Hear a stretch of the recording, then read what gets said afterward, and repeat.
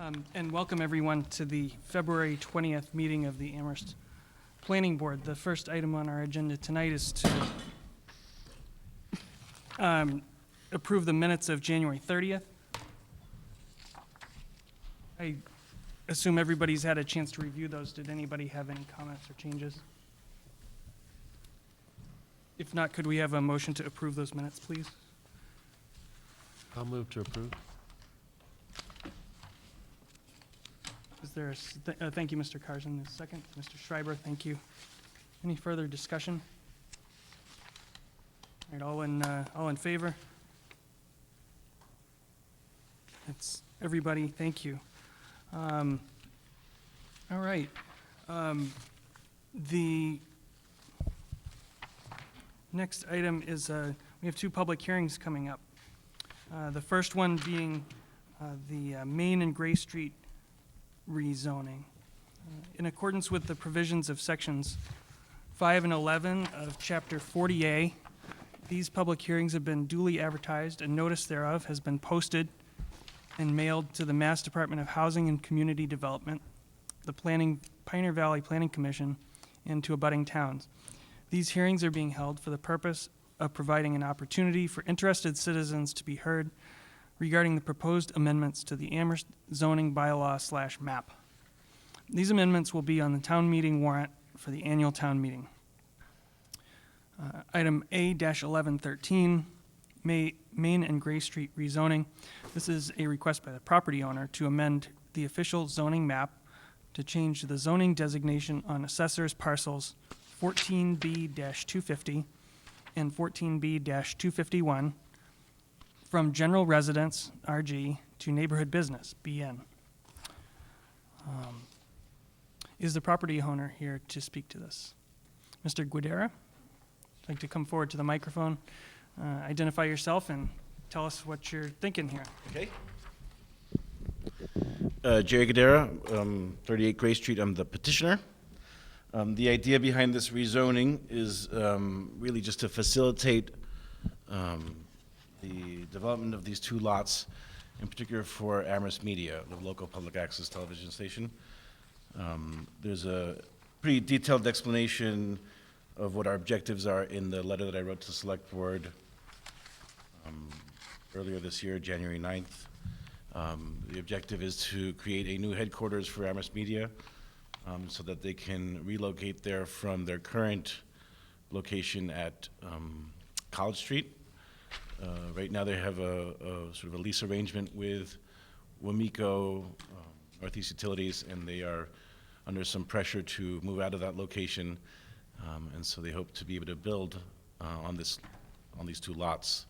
The rezoning is meant to give them the flexibility that they want in terms of the type of building that they would erect there, and the plans for parking, et cetera. They actually have, either by right or by special permit, either by special permit or through a site plan review, they have the capacity and the ability to go through that process to erect their new headquarters, but they would prefer to have this type of a zoning because it would give them greater flexibility with the parcels. So that pretty much outlines what the plans are. I think I can address some of the more obvious concerns that I imagine will come up, and that is about siting on this location. As you know, it's right on Main Street. It's got a great view of the two Hills mansions, the Henry Hills and the Leonard Hills mansions. And it is actually right at the corner of the Dickinson Historic District that goes all the way up to Sweetser Park. And so some concern there will obviously come from the community about what it would look like there and whether it would block the view of the mansions itself. But of course, that's not within what the zoning change would be. That would actually fall under the purview of the newly created Dickinson Historic District Committee, the local historic district that would be overseeing any construction or major developments within that district. So they would be the ones who would take a look at the plans that we would propose, make sure that they are in line with the general look and feel of the rest of the neighborhood, and then decide on siting and landscaping and other beautification aspects. So that's my general overview of the project. And specifically, can you just tell us a little bit why you want, why they want to have BN zoning? What specifically about that type of use or dimensional changes is more appropriate for them than general residence? Well, under general residence, right now, the zoning effectively encourages us to create and use these as residential lots. So we'd be creating two buildings on these two building lots. And we don't think it's the proper use for that area, so that's why we went and spent the last several years looking for the right partner for this project, which is we found in Amherst Media. What would give them greater flexibility is, especially in terms of lot coverage. It would give them more.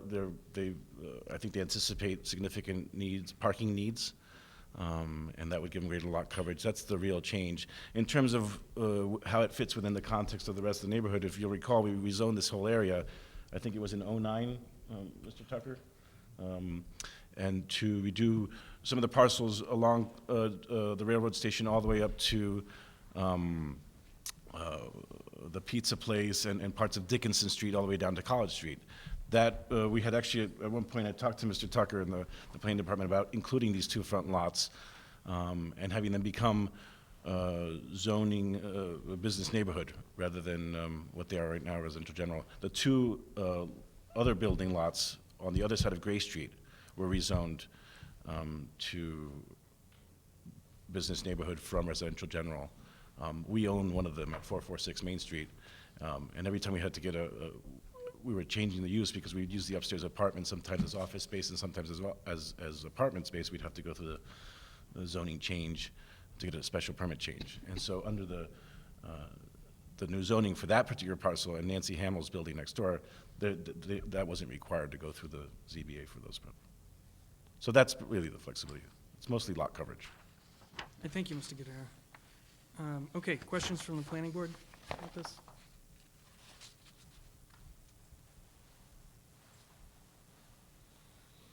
Do we have any comments? Oh, Mr. O'Keefe. Sorry, I have a question, I guess, for staff as to which use category a building that housed Amherst Media would fall under. It's not readily apparent to me what use category would be most appropriate to that.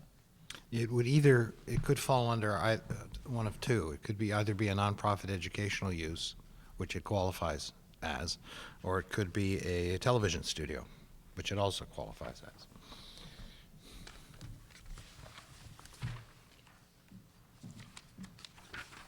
A nonprofit educational use would be by site plan review approval in either of these districts.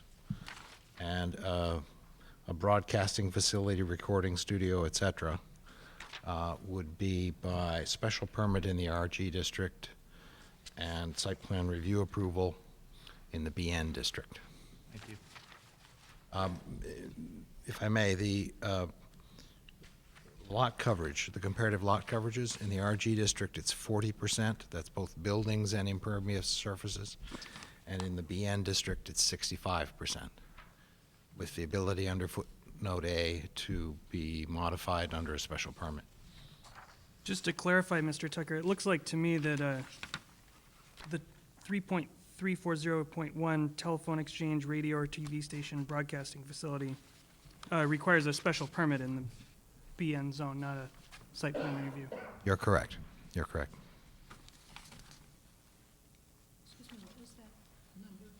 3.340.1 in the use table. Page 33 on the use table, at the very bottom.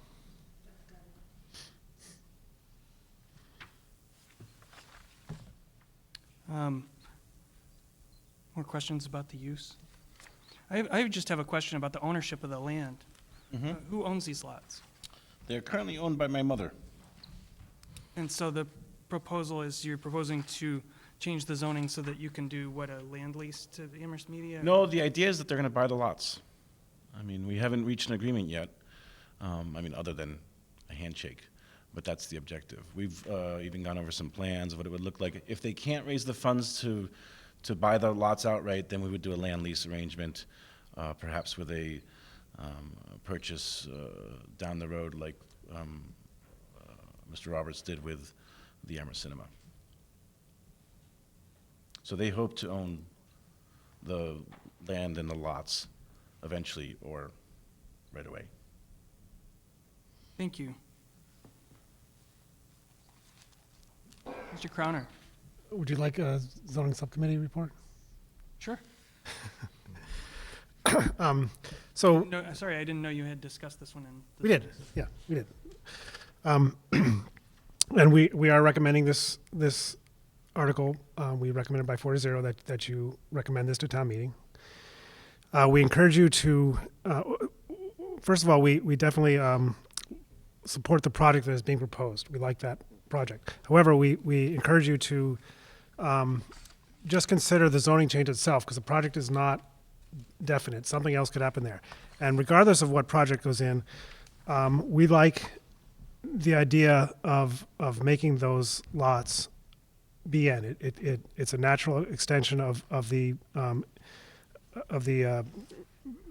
business mixed use zone that's there. BN is a like a buffer district or transition district from residential, which is what Gray Street is, to more of a business area, which is what across the street from that is.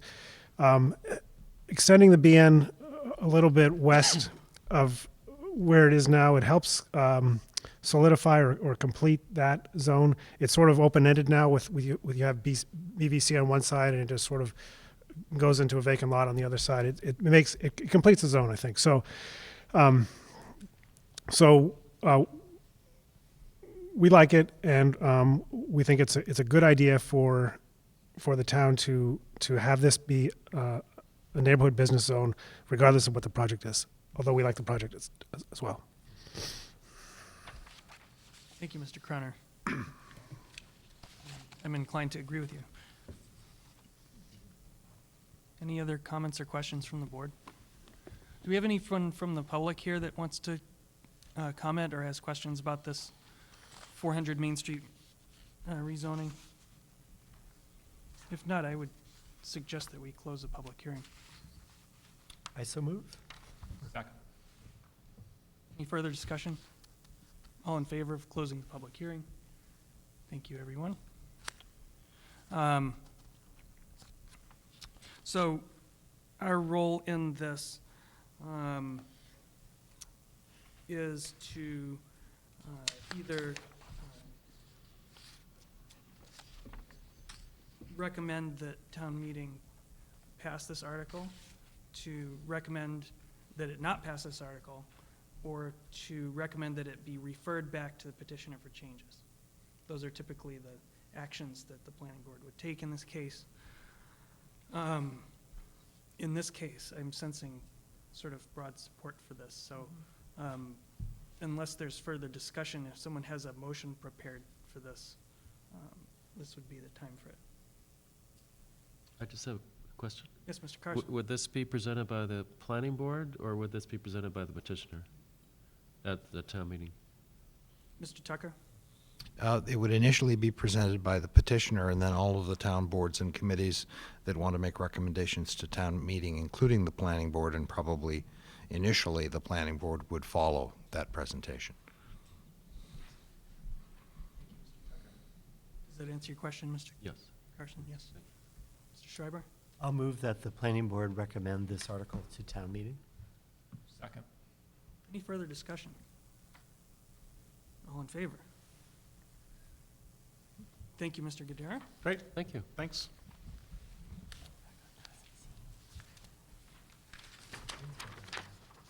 Look at that. Okay, we'll move directly to our next public hearing at 7:30. This is A1213, Converted Dwelling Standards and Conditions. This is a planning board article to amend the standards and conditions of, to amend standards and conditions 6 and 13 of section 3.3241 of the zoning bylaw, converted dwelling, to clarify the requirements for rental property management. And I'll just lead off with an explanation for those who may not know the history of this. We had a couple of zoning amendments pass in the fall that created a small conflict in terms between two sections of the zoning bylaw. I believe that the zoning subcommittee has crafted a fix for this, and I'll let Mr. Crowner explain. Sure. So this, all this does is it eliminates the condition number 13, which called for, among other things, a qualified professional property management company for the management of a converted dwelling. After our article passed, a petition article passed that limited management to owner occupancy or a resident manager for converted dwellings. And so our paragraph 13 was superfluous, and so that's being deleted. The zoning subcommittee recommendation, it was a 3-to-1 vote to recommend just the second additional language in paragraph 6. So our recommendation is, shall require owner occupancy of a qualified resident manager in one of the units. All that does is it just adds a little bit of language to the language that is already in the bylaw, asking for a qualification for the resident manager. I guess I should say the dissenting vote thought that the ongoing presence language was also useful and good. So our options here are to not recommend this at all, to recommend it with both of the additional language, or either one or the other, or neither. So there's several options. The zoning subcommittee recommends just qualified. Thank you, Mr. Croner. And as for the dissent, Mr. Carson? I thought we should stay with the ongoing presence of a qualified resident manager, because that's what a lot of the neighborhood people had talked about and favored, and I thought to keep that was a good idea.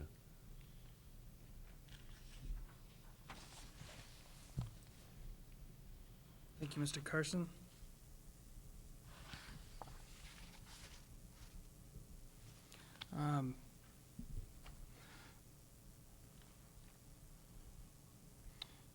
Do we have any comments from the rest of the board on this issue? Ms. Ford, Mr. O'Keefe. For whatever reason, I'm a little brain dead, and I can't seem to find this section in the. It's in the use chart. Converted dwellings is the standards and conditions.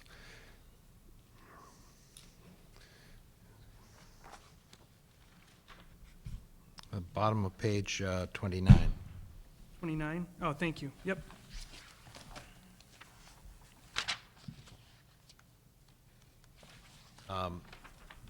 Bylaw you have in front of you, the red one, is current as of last May. So it doesn't have the changes. It doesn't have the changes in it. I believe that the attachment that you got included the full language, or at least the one the zoning subcommittee did. The point is that currently condition number 6 is the condition that was amended Yep. by Article 17, and condition 13 was added by the planning board's amendments under Article 14. So Article 17 was voted after Article 14, and the two were in mild conflict, and so the solution here is to remove 13, which gets into greater detail, and keep 6 as proposed. I should report, if I may, that staff have been researching the question of what qualification might represent. The Zoning Board of Appeals has been working on this, anticipating that they will be among the first who are being asked to use it under a permit application.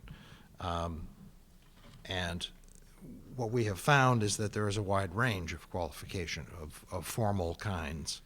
Sort of the ground level requirement, you can go, if you're a first-time rental property owner, you can go down to Springfield and take workshops with the Housing Allowance Project and come out of there with certification that you have passed the standards of the workshop and a brand new $35 handbook on how to run a rental property.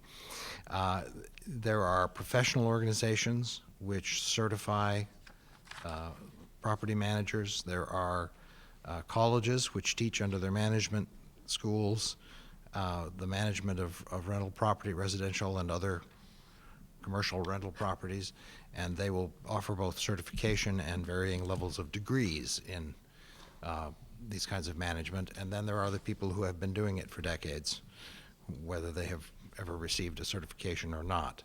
So part of the purpose in having the language originally and still somewhat vague and not getting into specificity in terms of what levels of qualifications would be required is that the permit granting bodies are going to encounter rental situations of various different kinds, and they may require different levels of qualification among those who are managing them.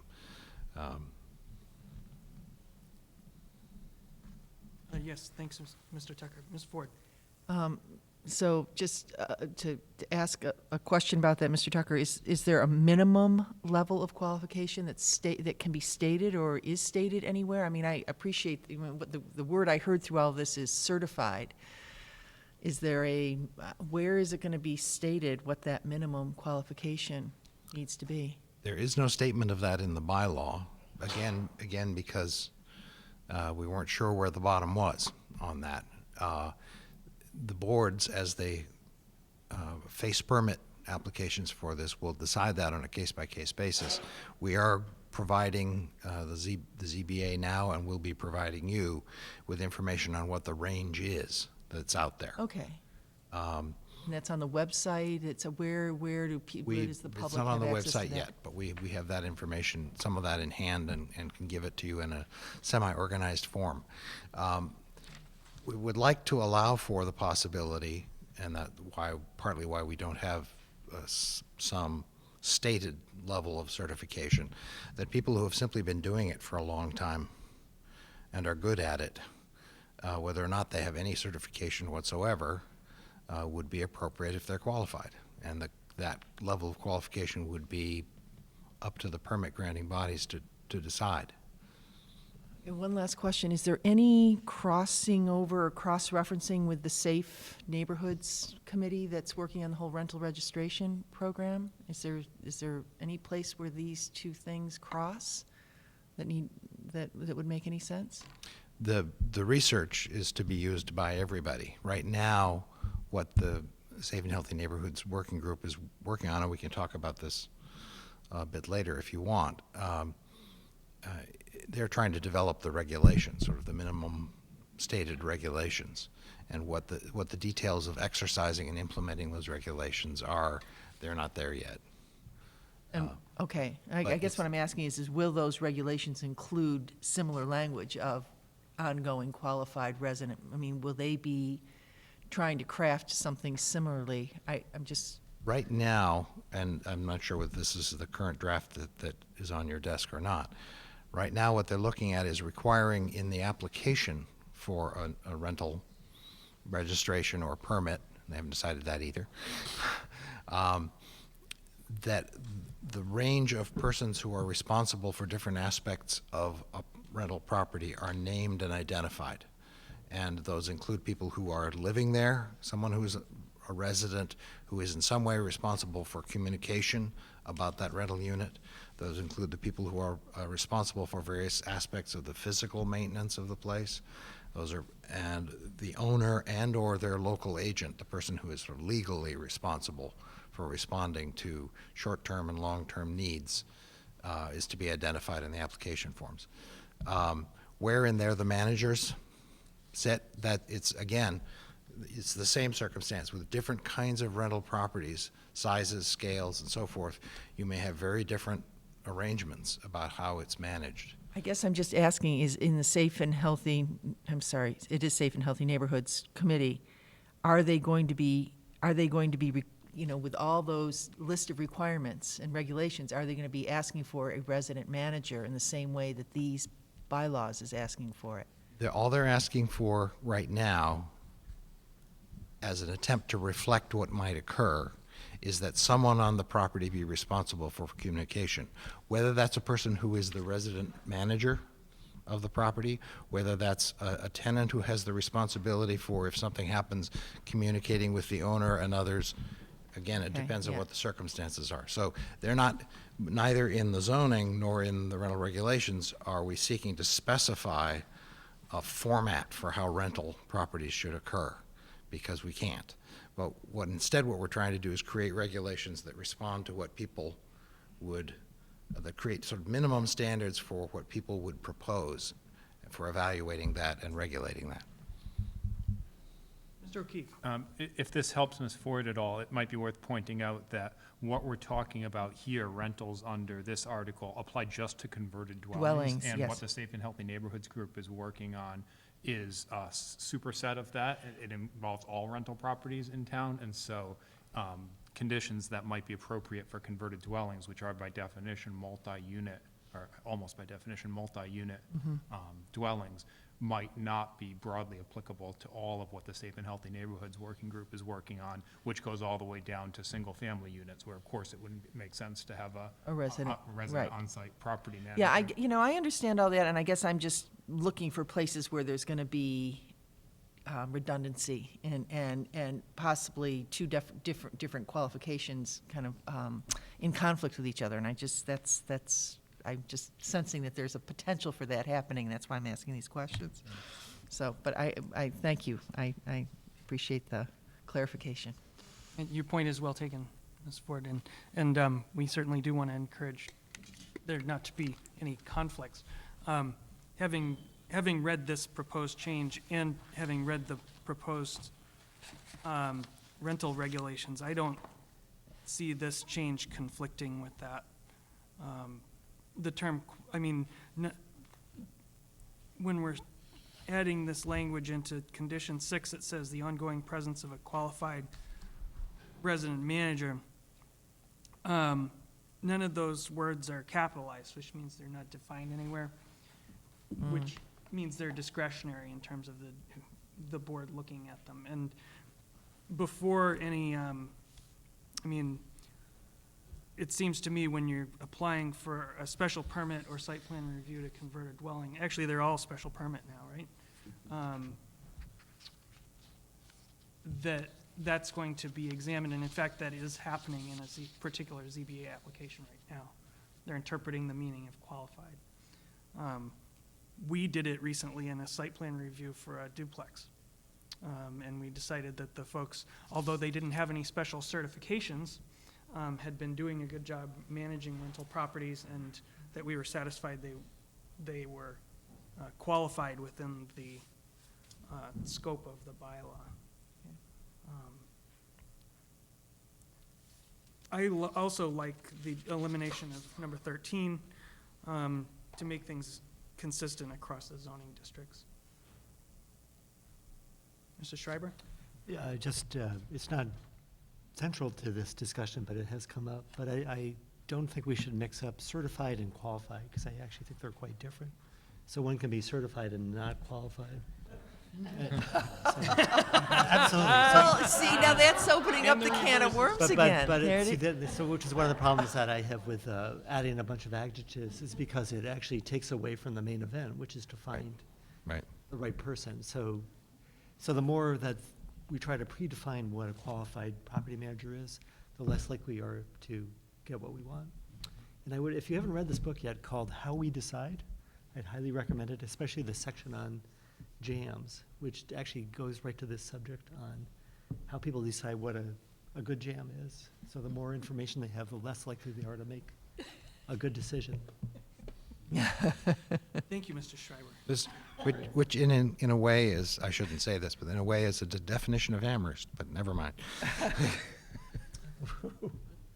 I like your The metaphor. more information we have. Yeah, okay. All right, any further comment? Yes, Mr. O'Keefe? Yes, so, just on my final thought on qualified, I think it's not worth getting too hung up over that, because specifically item 13, which is in the books now, already references qualified. We decided last year, town meeting did in its wisdom, that it was okay to have that there. And so we're basically proposing moving that word from item 13 to item 6. I'm still trying to work through the zoning subcommittee's recommendation to not include the phrase "the ongoing presence of," which worried me a little bit when Mr. Crowner first mentioned it, because I thought the intent of this was essentially to carry over the intent of item 13 and put those words in item 6 without really changing the meaning, and so that concerned me at first. But reading it more carefully, the ongoing presence and qualified both qualify the term resident manager, and so I'm having a hard time imagining how you could have a resident manager who doesn't have an ongoing presence there. So thinking that through, that I guess what the zoning subcommittee is recommending to us is that those words, "the ongoing presence of," are redundant, and so I'm fine with getting rid of that. The one minor point that I would make is if we do that, we'll need to strike the word "or" that immediately precedes the phrase "the ongoing presence of." No, it's a choice between owner occupancy or a qualified resident manager. Or a qualified resident manager. Okay.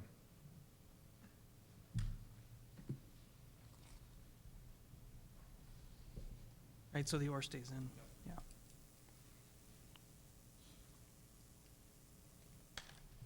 Okay.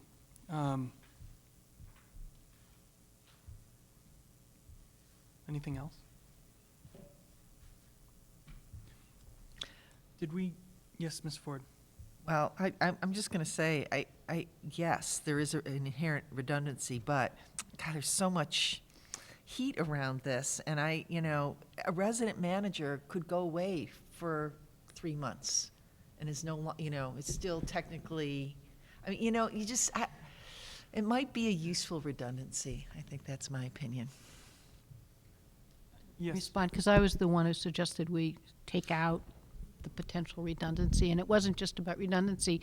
I was looking at ongoing presence and thought it was so nonspecific that, does that mean 2 weeks vacation is okay, but 3 months not, and that we were setting up a part of the bylaw that had no meaning?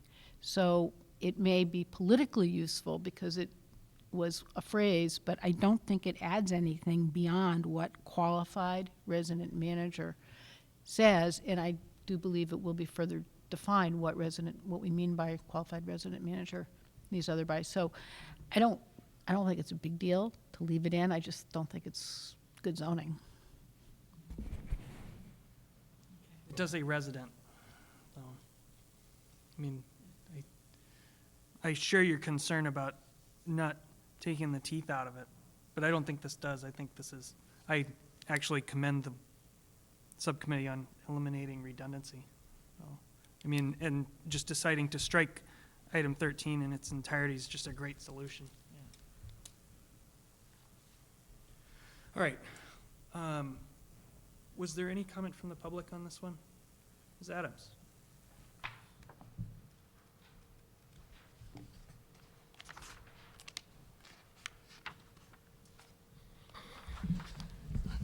Morianne Adams, Precinct 10. Although I've been an English teacher for many years and usually strike out redundancies, I want to argue for the language that is printed here and echo Mr. Carson's minority vote. I think we need each one of these words. You will remember that our position initially had been with our petition that we wanted an owner-occupant. That was someone who was there, and we had data that showed the difference in the fate of houses that had owner-occupants or lacked owner-occupants. So for us, it was a compromise, but a compromise we gladly made in the spirit of working out to achieve the ends we wanted, to have the ongoing presence of a qualified resident manager. Now, I've been attending the ZBA meetings, and I've been very impressed with their work with the word qualified. And I also believe that it should be their judgment how to apply that as they look at different cases. But we know that residents can go most anywhere and be absent at very critical times. I see the absence of a qualified resident manager being a possible basis for litigation if something happens and the owner is held responsible and the qualified resident manager was not in residence. And for that reason, I would like to see the language of the planning board give maximum guidance to the ZBA as they sort out each one of these cases.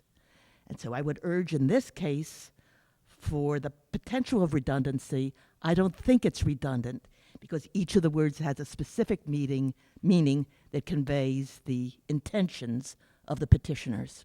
So, Thank you. Ms. Adams, how would you have this read beginning with, And shall require owner occupancy or the ongoing presence of a qualified resident manager in one of the units? that's what's proposed? No, we have heard a lot of discussion for the removal of the words ongoing and presence. Oh, I misunderstood. I'm sorry. She's in favor of it as written. Right. I'm in favor of it as written, yes.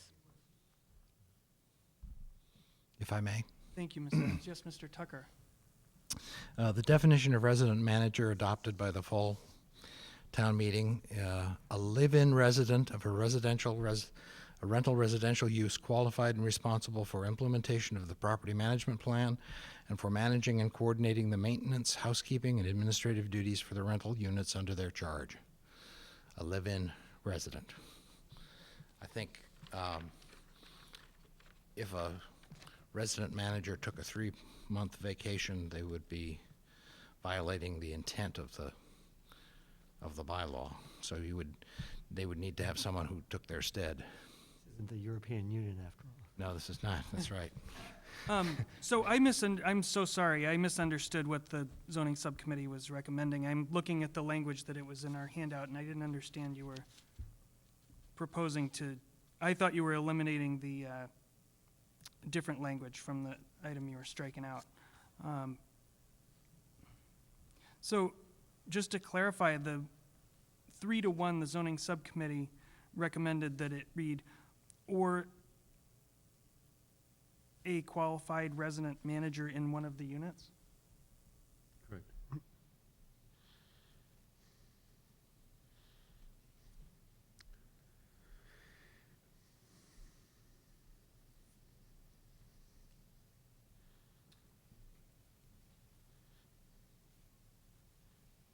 And Mr. Tucker, did you say that this is qualified resident manager is defined? Resident manager is defined as a live-in resident of a rental residential use qualified and responsible for implementation of the property management plan and other tasks. And that's defined in which section of the bylaw? It is not in the red book. It's in the bylaw now as adopted by town meeting. So if we capitalize the R and the M in resident manager to reference that, it means It a wouldn't, live-in resident? And we just have added the qualifier, qualified? Well, even qualified's redundant with that, because it says qualified. If I'm sorry. Yeah, yeah, it does. Is there any reason not to simply put or a resident manager capitalized instead of that phrase, where we've already got a nice definition of that term? Yeah, the definition of resident manager. A live-in resident of a rental residential use, qualified and responsible for implementation of the property management plan and for managing and coordinating the maintenance, housekeeping, and administrative duties for the rental units under their charge. Mr. Carson? I think qualified was added to make it stronger because there was a great deal of fear that somebody could choose out of 4 student occupants, 1 student to be the resident manager, and that was felt that would not qualify that person. That wasn't enough of a qualification.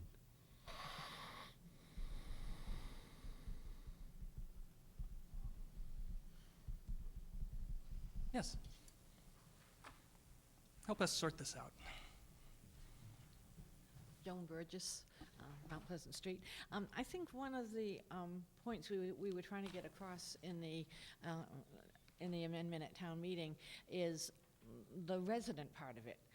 We didn't want somebody living 2 miles away, because as we know, some of these commercial real estate agencies run a lot of apartments, and we really did want to talk about the presence of a resident manager, not a mile away, not 10 miles away. So I don't know, that adds to the show. Thank you, Ms. Burgess. Yes, So. Mr. O'Keefe. So I hear that concern, but yet I think the definition, as Mr. Weber just read it to us, precludes that situation. It says that you have to live on the property. That's what a resident manager is defined as. Yes.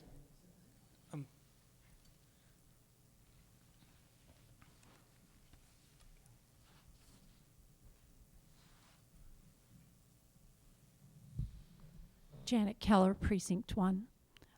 I think it would capture what we're all trying to do if you did resident manager capitalized, given that that's backed up by a very clear description of what's intended. Thanks. Thank you, Ms. Keller. Comments from the zoning subcommittee on this issue? I'm ready to move on. You wonder why zoning takes so long. David? Yes, I would prefer keeping it as it is. but meaning, Ongoing presence of a qualified resident manager. and why? I just think maybe it is slightly redundant, but I do think it clarifies it somewhat. Does it bother you, Mr. Carson, to have a term in here, resident manager, not capitalized in this section that we actually have a definition for somewhere else? Wouldn't it refer back to that definition anyway? Not unless we capitalize it. Well, I'm happy to see it capitalized, sure. Mr. Tucker? We have not always capitalized terms that are defined, and that they do apply, but it would do no harm. It would make it much clearer to capitalize resident manager. Mr. O'Keefe? Two things. One is you could add a parenthetical, see section 12.123, whatever the numbering is in the definition. I like that. And two, if she doesn't mind, I'd like to ask Ms. Adams because I agree with Ms. Keller, and I'd ask Ms. Adams as a person well-versed in the English language, if specifically referring to that definition, which does specify both permanent residence on the property and qualification, if that would be satisfying the concerns that she raised earlier. Yes, I appreciate the specificity of it so that somebody couldn't have missed it somehow. Great. That is the meaning. Thank you. Thank you, Ms. Adams, and thank you, Mr. O'Keefe. I would propose that we, after the word "or," have it read a capital R resident, capital M manager in one of the units. And then actually after resident manager, somewhere in there in that sentence, put in a reference to where that definition is in the code. If I may, I would recommend that you just use the parenthetical phrase "see definition." Yeah. See Right after. definition. Yeah, in case it- That way just you see don't have to definition. renumber. That Right. way, if we change the numbering, which we always do, we don't have to worry about that. Okay. I'll support that. Can you live with that, Mr. Carson? I can live with it. Yep. With a capital D, so it refers. Definitions, thank you. Yes, I'm Agreement. sorry, my lawyerness is showing. I can't help it. What if people don't know which definition to refer to? They think you're referring to like lot coverage or something. No, because No, it's because it'd be capitalized. immediately after the thing defined. We'll leave a breadcrumb trail. We'll leave that to staff to explain. Yes. All right. Is that a motion, or are you looking for a Yes. motion? I don't, That sounds like a motion. I can't make a motion. Right. I think we have to close the public hearing. Someone can move it, I suppose. You have to close the hearing Oh, first if you're right. going to do things. Could we have a motion to, I move- any more comment from the public? Okay. I move we close the public hearing for A 12, 13 converted dwelling standards and conditions. I'll second. Thank you. Further discussion? All in favor? Thank you. That's everyone. So we would have a motion in this case to strike section 13 and amend section 6 to read following the word "or" a qualified resident, no, sorry, a resident manager in one of the units, paren, see definition, close paren. A resident manager, see definition Capitalized. in one of the units. Okay.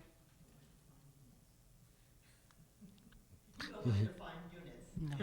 Right, right. right. Yes, which one would Right we be after. Say resident manager It's capitalized. hard to do in my head. It all depends on what is. You're not trying to read anything into It- it. Oh, okay, so you just, All right, Should no longer matter. oh, all no. right, is everybody clear what we're voting on? Yes. All right, could we have someone move that, please?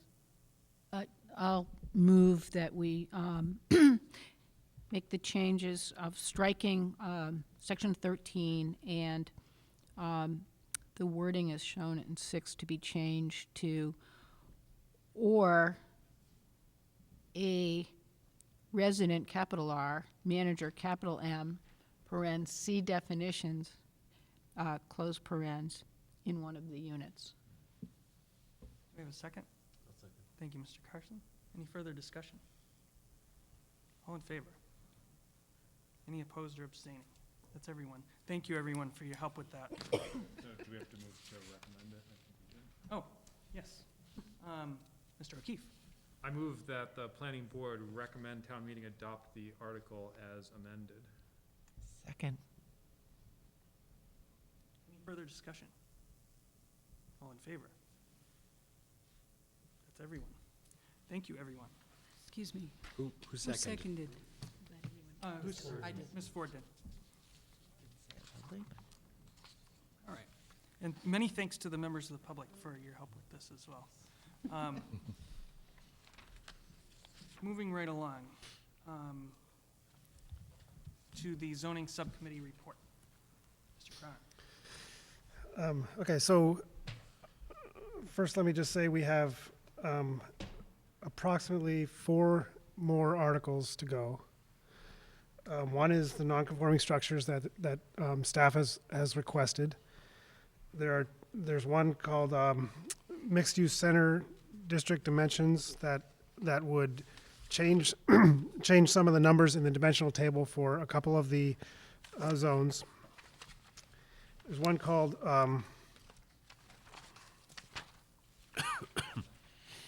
mixed-use building standards and conditions that would loosen the, or I guess, raise the threshold, raise the threshold at which special permit is required for residential use in mixed-use buildings, as well as potentially allow some more residential use on the ground floor of mixed-use buildings than is currently allowed. We are still working out the details on both of those. The final one that we're working on is form-based design regulations. That would be a section of the articles that we have brought in the past that would be more general and applied to all, at least in the current thinking, apply to all of the mixed-use business zones that we have in town. So we've had 2 meetings since we last reported to the planning board. I guess I will summarize what we're currently thinking on each of the articles. For the mixed-use center district dimensions, we're looking at the BL and COM zone and the BVC zone, and possibly also the BG zone. We haven't decided yet. And the main changes that we're suggesting making would be to the basic minimum front setback, where right now we have a minimum setback. We're talking about putting in a range. where there's both a minimum and a maximum. This would go along with form-based design regulations. We're talking about changing the maximum number of floors allowed in those districts. And we're talking about changing the maximum height allowable in those districts. So the numbers that we have, I'm not sure what you have in front of you right now, but we made some changes today at our meeting. So the numbers that we have right now for those three sections, for BL and COM and BVC, we have basic minimum front setback of 10 minimum and 30 maximum. For maximum floors for both of those zones, we have 3.5. And for maximum height, actually, I'm not sure, did we put a minimum on that, on the BL? I can't remember. Okay, so we're also talking about a range of heights in BL, COM, and BBC of 16 minimum and 40 maximum. We also have some, we haven't discussed BG yet. We have that in there for context and for possible work. We're not sure we're going to proceed with those, but we haven't really discussed that yet. Importantly, there are two other sections of this article.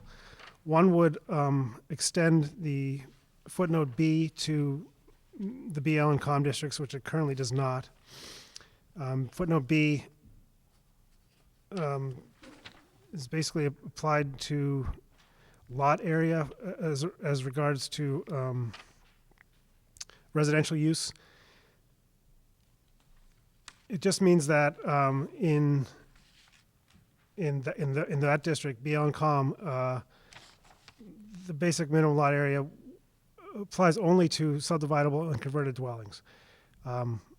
It doesn't make any change other than that. It's not, I think that's not really a big change. But section C would change how we measure the height of buildings.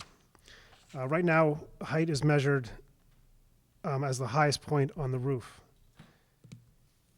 But our form-based design regulations, and actually what a lot of what we want to see in town, a lot of what exists in town, are pitched roofs that make it more difficult to attain usable space within our height limitations.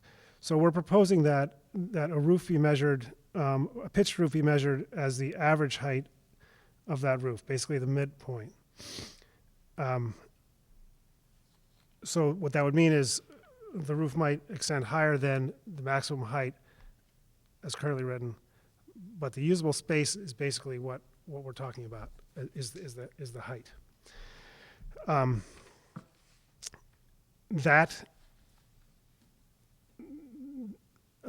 There's an existing clause in this section of the bylaw that says the height can be changed by no more than 10 feet from the permitted height. So that's not changing. But I want to call your attention to it. So we're suggesting a different height, a different maximum height in the BL-COM zone, BBC zone. But there's a possibility that a special permit could extend that by another 10 feet. It's out there. It's already out there. But you should be aware that when we're talking about the heights, there's some flexibility, as there should be. So in the mixed-use buildings standards and conditions article, this is applying just to a single use category of mixed-use buildings. This use category is the only allowable possibility for residential use in a commercial district. That is, there can't be any residence-only uses in a commercial district. But we have a mixed-use category that provides an opportunity for residential use. However, we're told rather convincingly that the existing standards for mixed-use buildings don't really allow enough residential use to make those buildings financially doable at this time. They don't allow enough residential use to make the building worth building, and we want to actually see these. We want to actually see some commercial growth in our comm areas. It may be that the only way to do that is to allow some flexibility, some relaxing of the standards for mixed-use buildings. So what we're suggesting is that there's currently a threshold for a special permit. You can put residential use in mixed-use buildings under certain conditions automatically, up to 6 units. And there's some other qualifications there. We're suggesting that we go higher than that. We haven't actually discussed the right number yet, but so the 12 is in there as a placeholder. And then also deleting, I'm not sure what version you have in front of you. I'm not sure which I have. So there's three thresholds, and we're proposing to delete the second threshold, which talks about a gross floor area greater than 6,000 square feet. We think that's unnecessary because we're putting a multiplier on the first threshold, which is a total GFA greater than the area devoted to commercial uses. We're saying if it's twice what the commercial use is, then it should be a special permit. So as the commercial use expands, you can have more units potentially up to a certain amount. And then in the second paragraph, currently there's a mixed-use building can't have any residential use on the ground floor.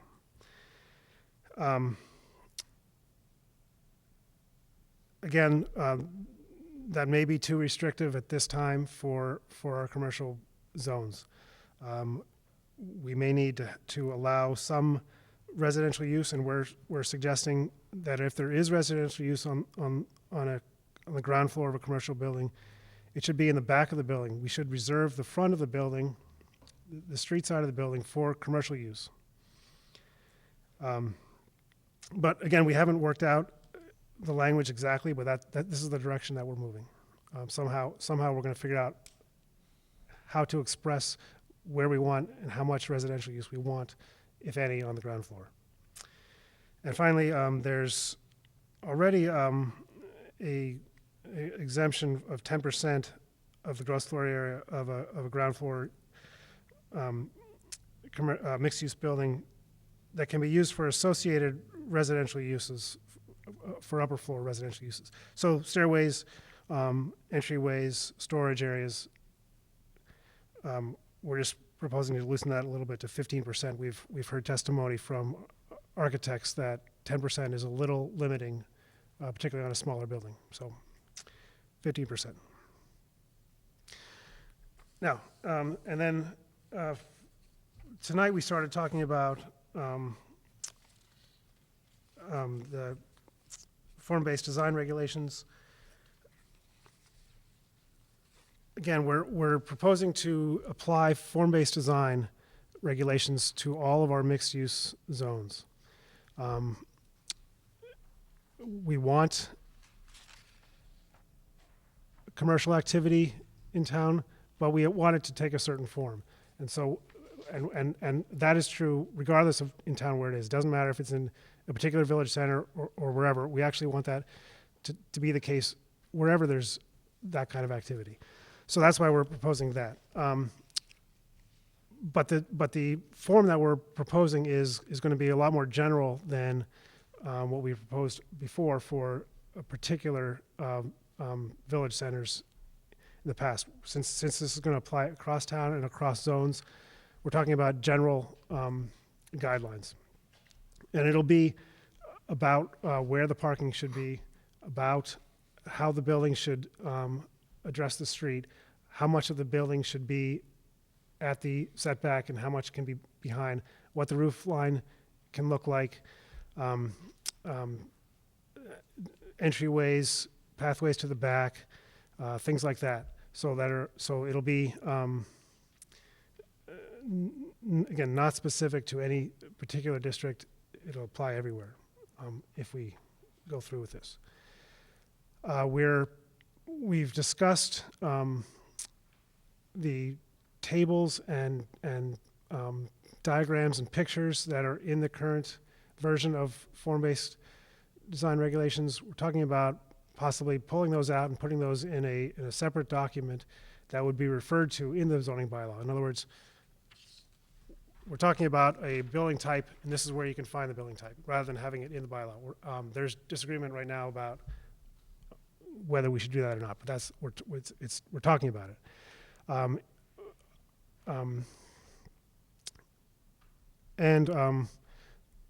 guess we've just started going through that, looking at the language, making sure that it says what we want it to say, and we haven't gotten very far on that yet. But so that's what we're working on. I think certainly it's my expectation that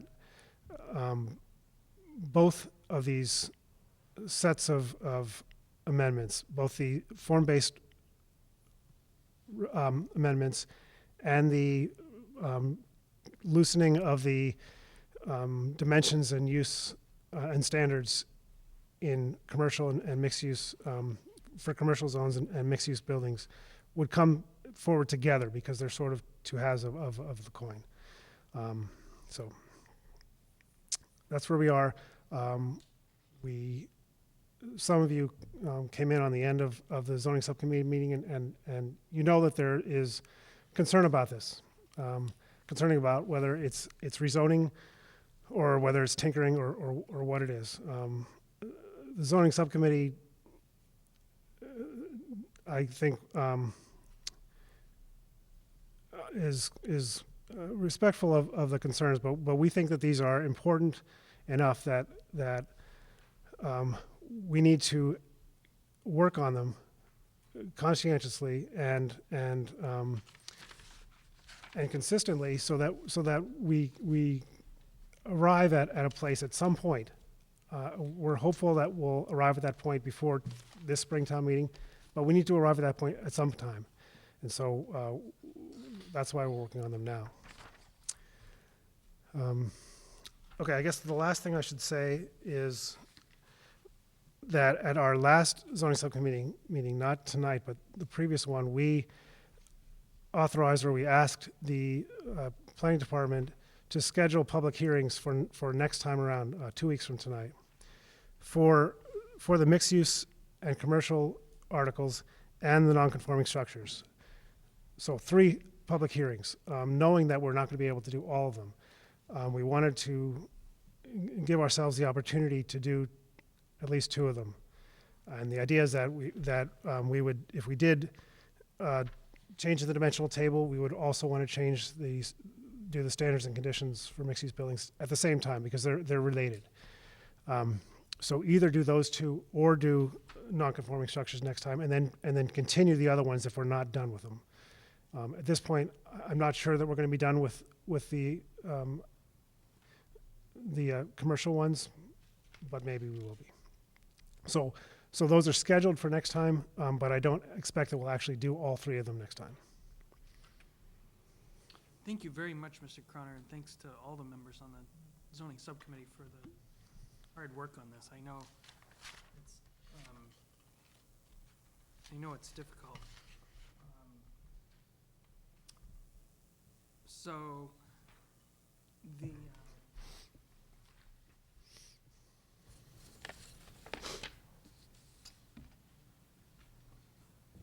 proposed amendments to the mixed-use regulations. Were there any comments from Mr. O'Keefe, Ms. Ford? Mr. O'Keefe? I'd first like to echo Mr. Weber's thanks for all the hard work on the zoning subcommittee. I know how hard it is also. Just a question I have a couple questions, but for right now, I just have a question about the scheduling that you just mentioned, Mr. Crowner. Are you planning on meeting next week? Or are you planning on meeting between now and your ZSC meeting 2 weeks from now? We are not. We did not schedule that. So that would essentially be a game time decision 2 Right. weeks from now in terms of which of those public hearings to proceed, okay? Or we can make the decision now. Yeah. Thank you, that's all I had for now. All right. So these numbers, and I don't pretend to be an architect or a builder, so the question being, are these numbers for the dimensional numbers and the proposed changes to the space requirements for residential units in mixed-use buildings, the real question is, are those the type of, do those encourage the type of development that we want to see in these, specifically in BLCOM and BVC districts? I see these as being incremental changes. I understand the zoning subcommittee has heard testimony from architects and property owners and so forth about what changes would be necessary to do particular projects, or how these changes would affect them. And certainly changing the setback requirements to minimums and maximums, that's more in keeping with what we were talking about with last year with form-based code, makes sense to me.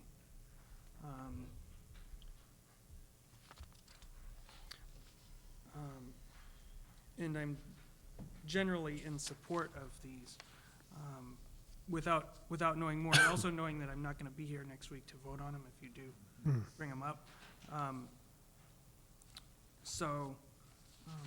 Mr. O'Keefe?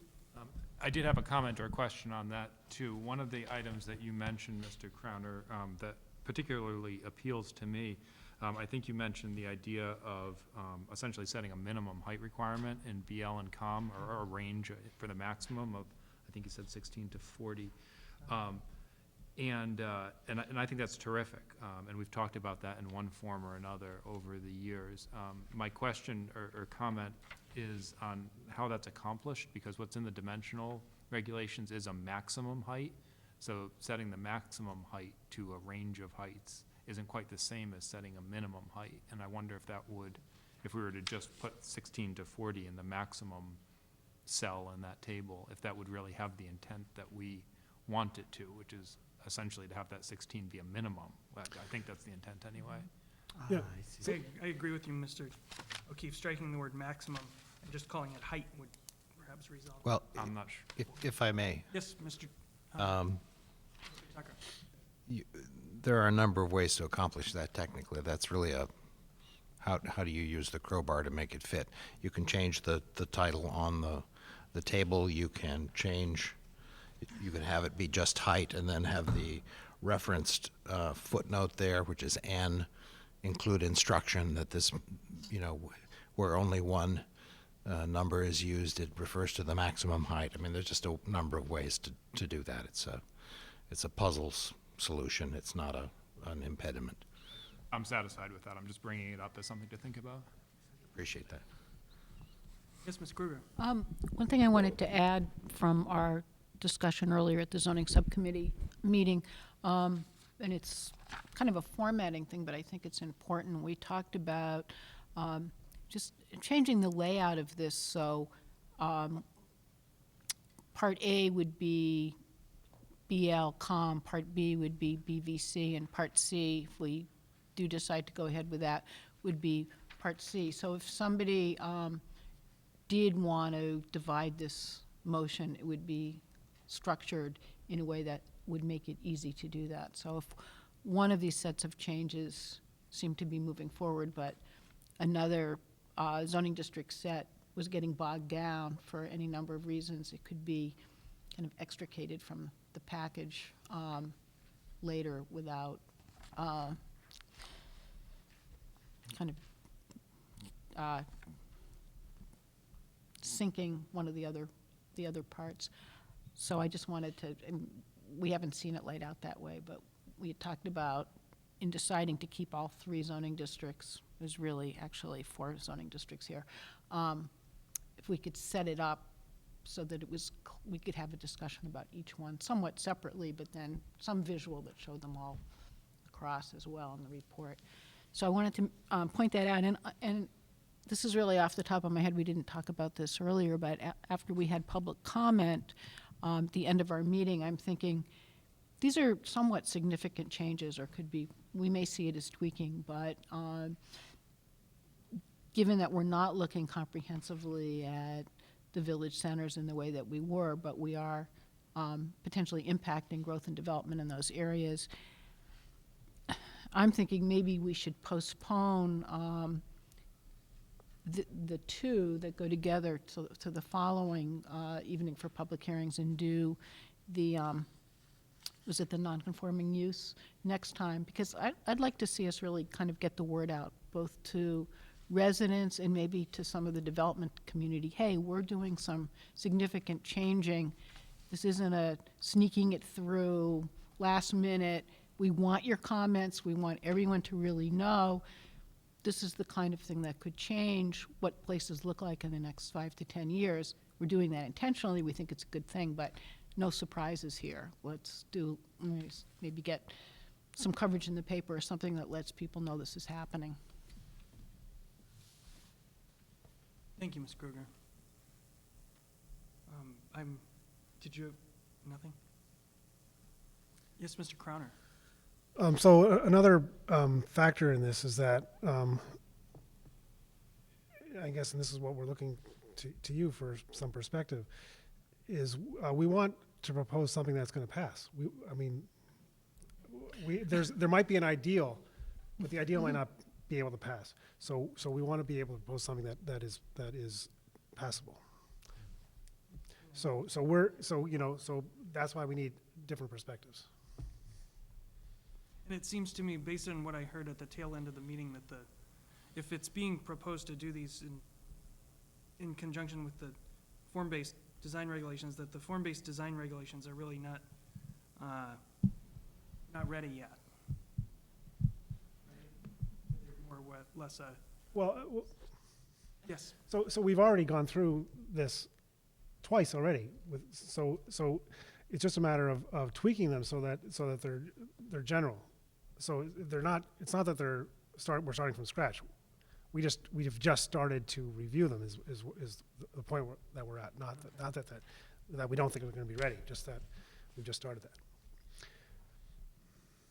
Thank you, Mr. Crowner. Yes, Ms. Ford. I just wanted to say that I do like the idea of separating out, perhaps, and having a separate section for the visual piece that was causing so much conflict before. I think that'd be a really good solution and would help solidify the actual regulations and have them be really clearly related to these dimensional changes that you're proposing. I would support that.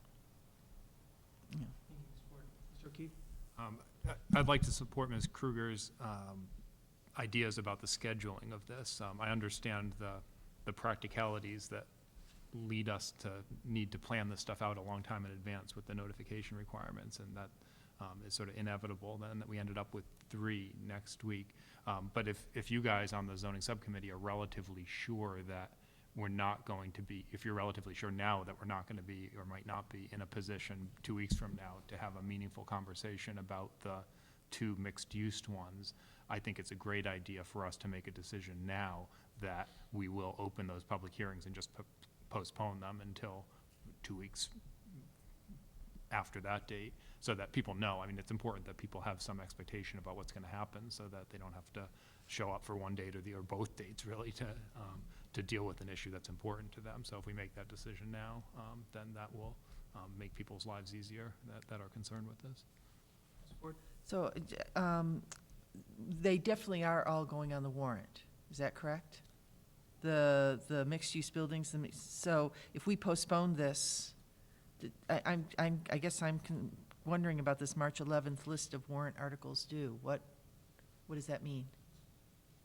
Mr. Tucker? That is the first general draft list provided by staff from their boards to the select board for potential items to be on the warrant. Okay, And so it's not it always ends up being. Okay, gotcha. So that's but not the deadline? is That's it? not the final deadline for language. Yeah, It comes slowly but later. surely getting this. Okay. Is Got that it. the Got April it. 5th town meeting warrant sign date, or is it sometime before then? It's on the April 5th. I think it's March 26th. Oh. it's March it's the language 26th. due. Okay, so there is Oh, I time. see. 26 Yeah, weeks. that's Thank fine. you. Okay. All right, so that does leave time for a Yeah. hearing on the 20th. I would be generally in support of that as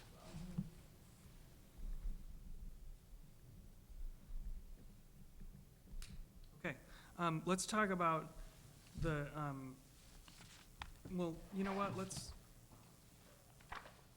we need to talk about the non-conforming buildings article, which is gonna be the one that's gonna be on for next meeting.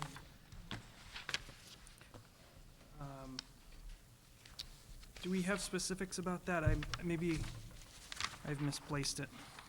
Somewhere. Excuse me, it's in your packet that was mailed to you. It is. Do we have some on the table? It also has on the back page a description of each of the proposed amendments.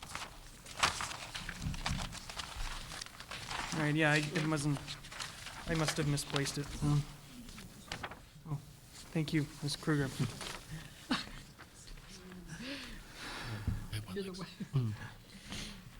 Is this, so it hasn't changed since the version that was in our packets? No. This No. I've already got this one. It acquired explanations, but it didn't, What is it? amendments haven't changed. I've got, oh, Just in case. All right, so okay. Change?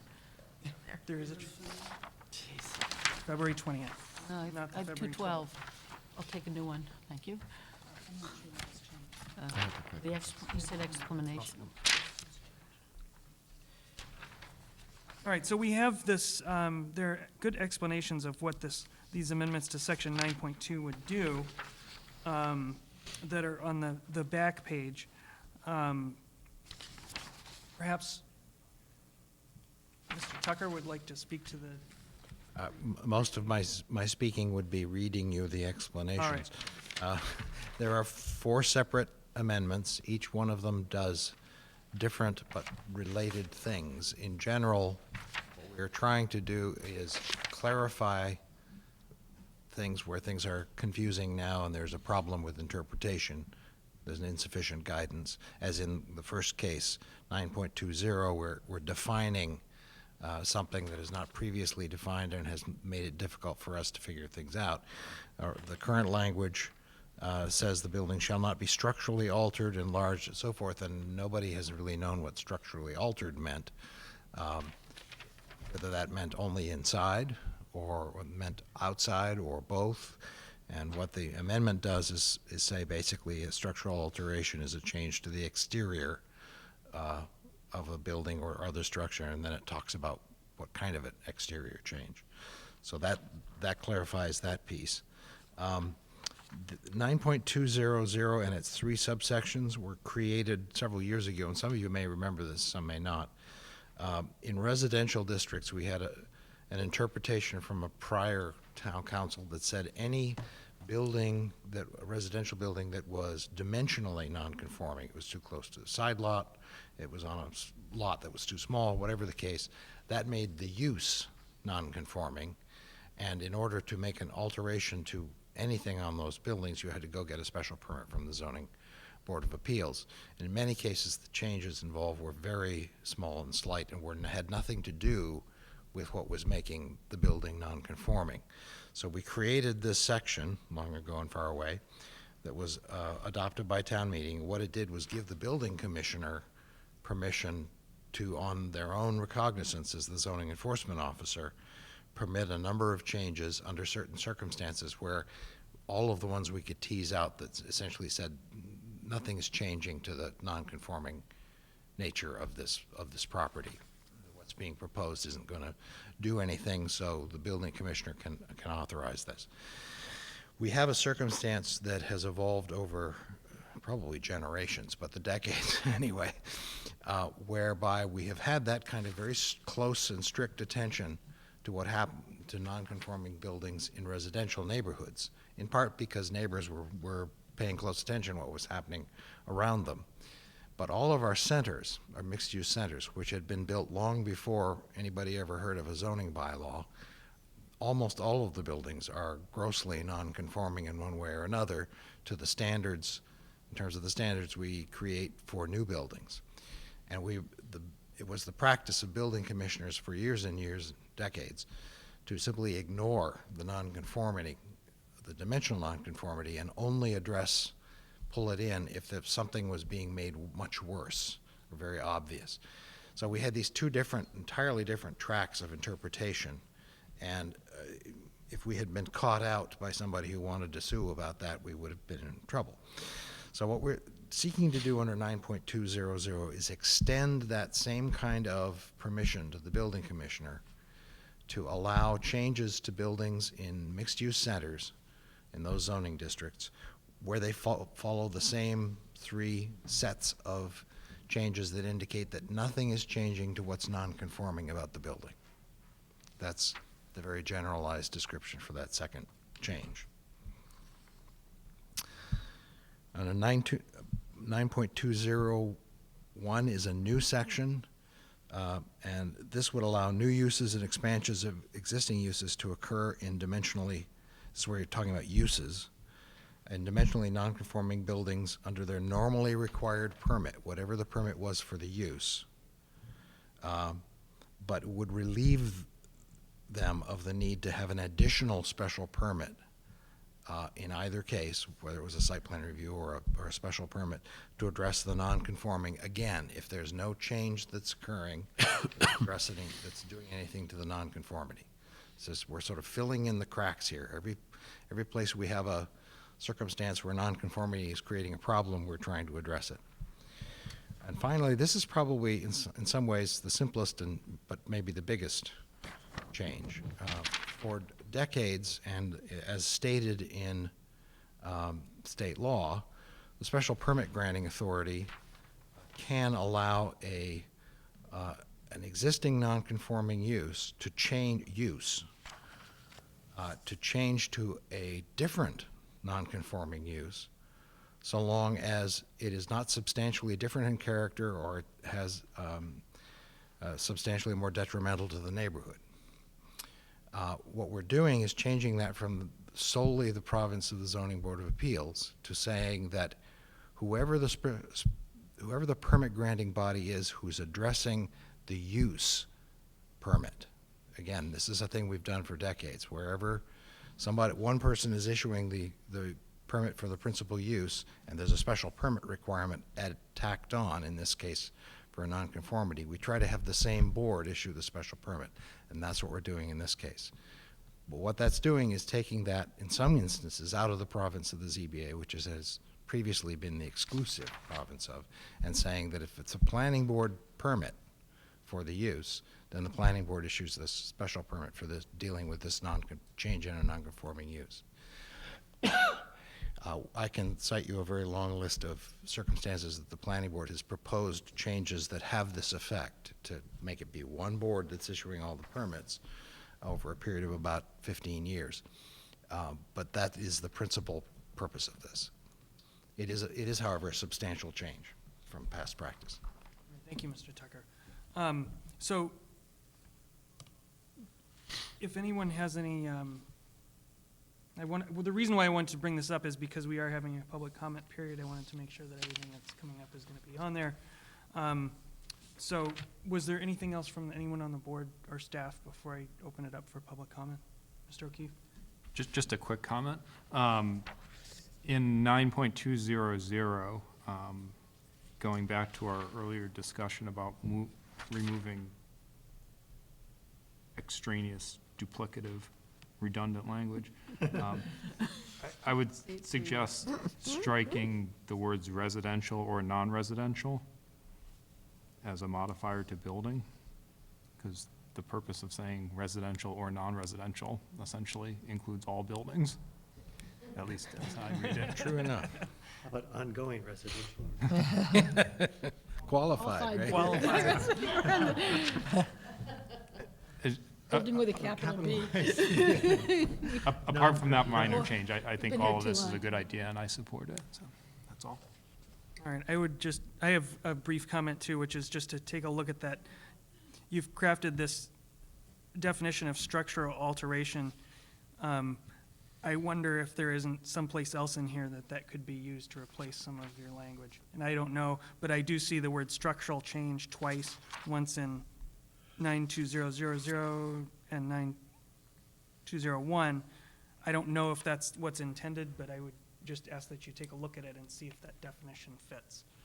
And if possible, to use it in all three places to make some consistency when you're talking about exterior changes.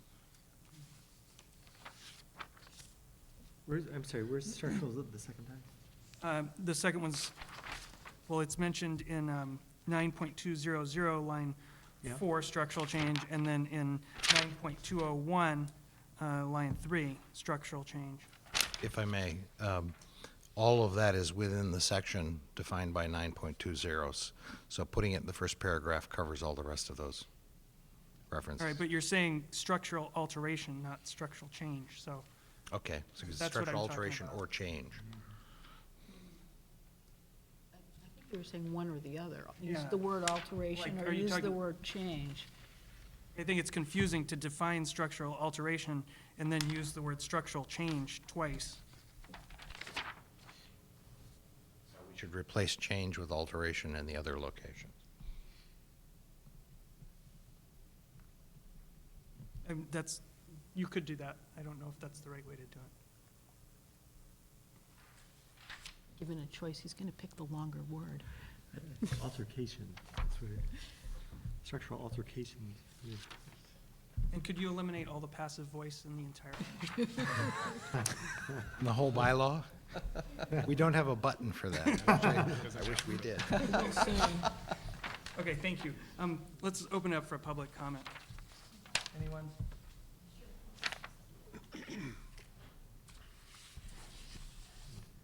Ms. Keller? Janet Keller, Precinct 1.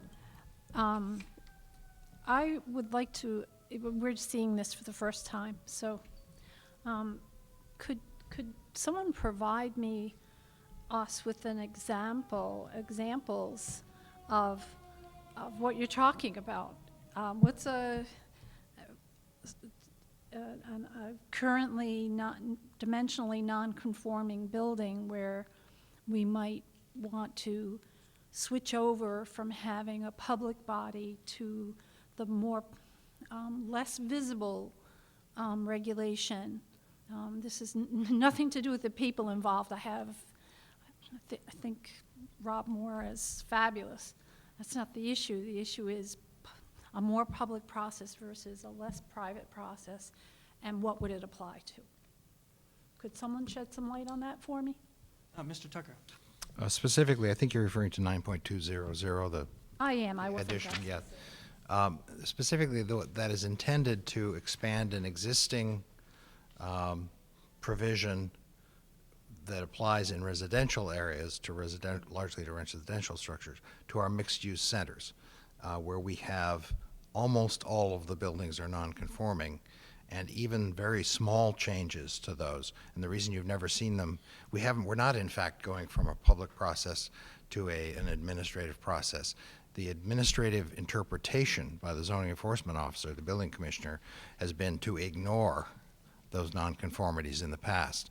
What we're doing is we're creating a legally consistent process so that that ignoring can occur actually in a public way. That he can certify that. He can go through and establish, and as part of the permit process, I have reviewed this, it's non-conforming, I am permitting it, rather than just saying nothing and ignoring it in the past, as has happened in the past. So we're daylighting the process, but what we're explicitly doing is saying, if you have a building, and they're almost all, that's non-conforming and you're making changes to the inside, you don't have to come in and get a special permit because the building is non-conforming, even though the use is by right. Unless Mr. Moore thinks that you should. That's right, that's right. Yes, Ms. Brestro? I just wanted to give an example of a building downtown. I'm not going to name any address or anything, but a building downtown that is non-conforming, and it had been previously used as a clothing store. And somebody wants to come in and use it as a restaurant, and so it's a change of use, but the building's non-conforming. So in the old way of doing things, the building commissioner would have ignored the fact that the building is non-conforming and just granted whatever was being requested. But that wasn't necessarily in keeping with what we had been told by town council, which is that if the building is non-conforming, then the use is also non-conforming. So this would allow the building commissioner to say, well, yes, the building is non-conforming, but the new use is allowed by site plan review or whatever it's allowed by, and just go with the process for the new use rather than get the new use entangled in the process that relates to special permits, say a ZBA special permit. Does that help to explain it? It does, but now I need to go back to 9.2 and the structural alteration, which is a change to the exterior of the building. So,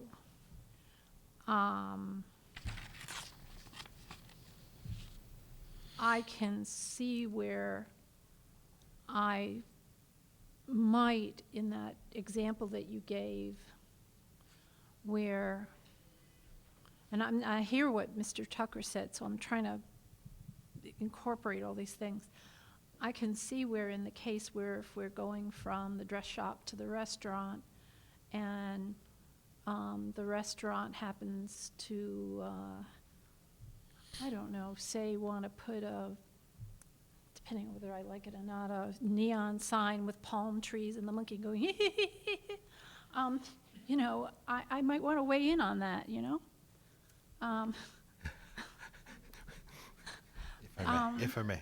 I might want an opportunity to say yay or nay, make the monkey bigger and give him a better voice. I don't know, but So I'm just trying to tune this thing Yeah, in. No, it makes makes, your sense. question is great, and it's, you know, I'll just give my version of the background, which is that we're dealing with this Massachusetts statute called 40A, which is an incredibly clunky, old vehicle for trying to do this kind of stuff.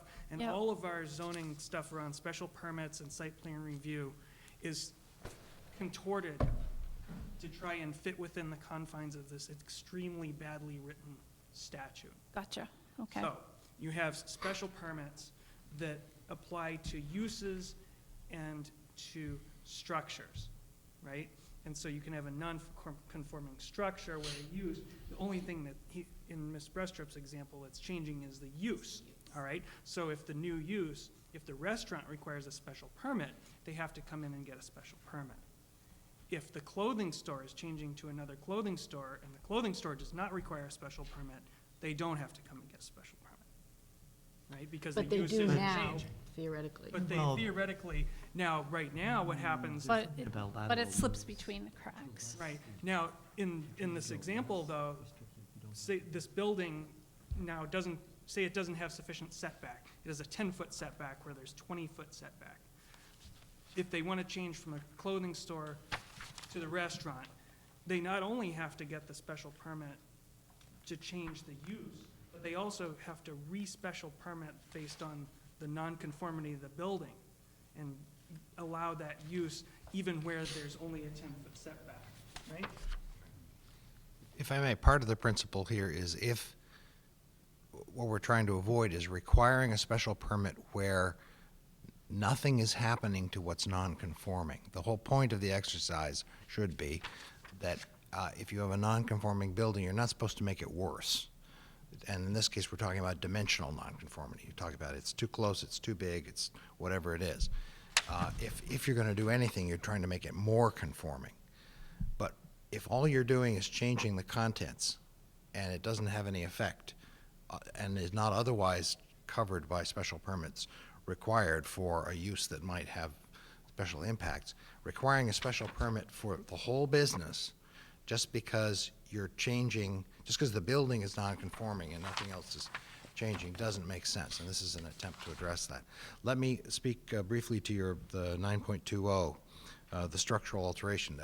This was actually spurred in part by a very concrete example. I won't list where it is, but where you had a building that was too close to a side yard. It was too close to the side property.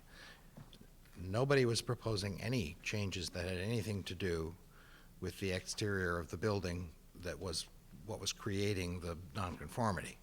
But they might want to change something inside the building. They might want to renovate it. They might want to take a wall out. They might want to do something in conjunction with a use that would be otherwise allowed by right.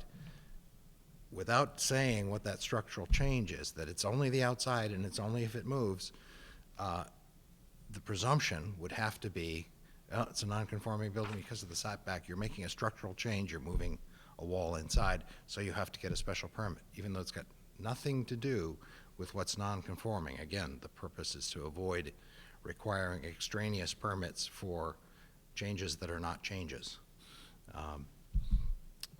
So that's, I hope that addresses that.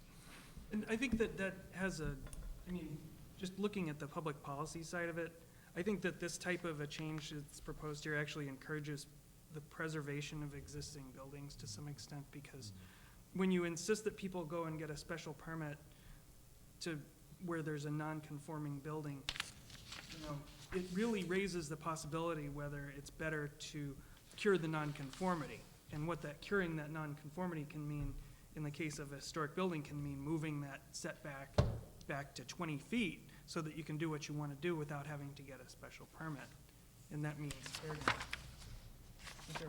I just wanted to go back to the point of change in use and the public process that Ms. Keller mentioned earlier.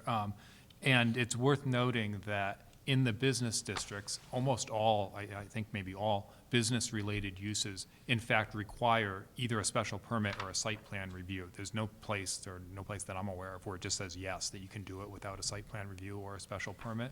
So if you're changing from a dress shop to a restaurant or a restaurant to a dress shop, you would still need to get whatever permit is required under Section 3. It explicitly says that in 9.201 on the top of the backside of the page that I've got.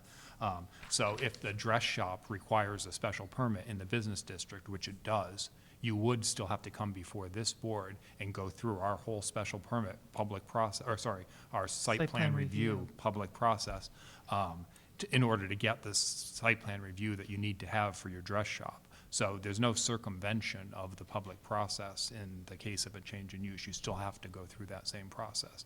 In no case would the building commissioner be authorized to circumvent that public process for a change in use.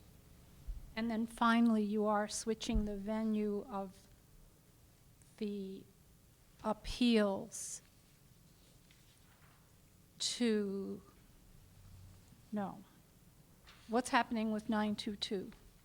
Say that one in plain English, please. 922 would mean that whether it was the planning board or the ZBA that granted the permit in the first place, that same board should hear that in the second place. Now, 99% of special permits are ZBA, but there are certain ones that we do before the planning board. Typically, they involve either signs that are too big or what are some of the other ones we've had come in for special permits? Very rare. We had one actually for Amherst College that was a setback special permit we did that allowed for a 5 feet less setback from the street. I think. So dimensional and signs, things like that, we usually do, but not. I don't think we do special permits for uses. Some residential development methods require a special permit from the planning board. Yeah, open space community development does. But it's rare. Cluster subdivisions Requires special permit. under certain circumstances. Ms. Kruger. Just a couple of points. I think Ms. Keller brought up some good questions, and a lot of this is going to be how this is explained or how the report to town meeting is presented, and it might have been a little confusing to go from dress shop to restaurant because there's a change in intensity of use without looking up the permitting. So we might one example where it's like, bookstore to record shop or more apples to apples, and another example of, dress shop to restaurant where you would trigger the special permit for the use, and one where the uses were comparable. And I'm not sure we would describe, I think it's more accurate to say increasing the nonconformity than making it worse. Just because, as long as since we're, to just get used to that. But I think that, how we explain this, because it seems like an improvement. Like, it reduces the burden on a lot of homeowners and some businesses, because so many of our buildings are non-conforming, because we've changed the zoning so many times, and we also have a lot of historic structures. And if somebody isn't making an alteration on the outside, and this will save them money, and I think people will be more willing to come forward in the public process if they don't feel that they're excessively burdened by things that don't make sense to them to have to apply for. Thank you. Thanks, Ms. Keller. Mr. Schreiber? You're not gonna believe it, but I want to go back to the residential, non-residential issue that was brought up. But it actually makes sense as written, because really what it's trying to say is that this applies to all residential buildings everywhere, and then non-residential buildings in only these districts. That's not how I would read it. I know, so we should probably say it. So if we change it just to buildings, then that would imply that it's only for those particular districts, so I think. Well, excuse me, but number 2, all of number 2 is meant to apply only to those districts. Oh, okay. So how long does number 2 continue, to the very end? Good question. Well, it says in either case, if you read on through. Okay, then actually, I stand corrected that, so the residences are covered in the first parent, so then just residential itself. Residences in the first instance are covered for single-family and two-family dwellings, which is what the original amendment covered, current language. What this expands it to cover is any non-conforming residential or non-residential building in a mixed-use center district. So, just using Ms. Kruger's language, I think, looking at that 9.200 and looking at the last clause of that, which now would be proposed to read, provided the proposed change does not constitute an expansion or alteration of a lawful previously existing non-conforming use under this bylaw, or change of use under this bylaw. I wonder if we could have that say in some fashion, and I'm not going to try to get the language right now, but if we could just have it say instead that it doesn't increase the nonconformity, because that's really what we're trying to say. We're also trying to say that it doesn't constitute a change in use, that you don't want to give to the building commissioner the ability to sign off on a change in use if there's a permit involved. So it doesn't increase the nonconformity or Right. a change of use. I just think that might be more concise language to get to what we're talking about. You're on, 9.200, the one we were just working on.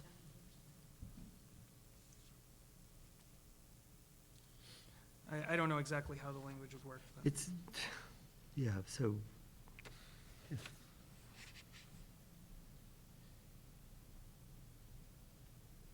it's just, there's a lot of double negatives in there now. I see what you're talking about. There's a way to clean that up a little bit. And so just consistent with your question about how long does number 2 run, because number 2 is the one that gets the colon, and therefore everything that follows belongs to number 2. So this implies that number 1 has no conditions. No, if you read on, it says in either case, and that knits it back together again. Where's the other case? It says, or accessory structures there too in either case. Yeah, see, I read that all as part of number 2. Could be grammatically confusing. I think getting rid of the parentheses. Or we just put, or in either case, a portion thereof, or accessory structures there too. Move the in either case. I think in either case is confusing because it could refer to anything. It doesn't necessarily refer to 1 or 2. It could refer to some pieces of that number 2. Do you see?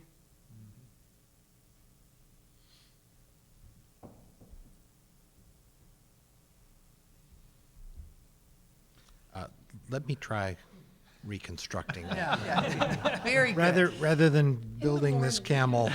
Ongoing editing services, ongoing residential editors. Do you have a big machine with a crank on it that you can turn that will just Oh, yeah. spit out new Yeah, language? it's Mimeo. Notwithstanding. It's all over my fingers. Make sure you throw in the word notwithstanding. Okay. Ms. Adams?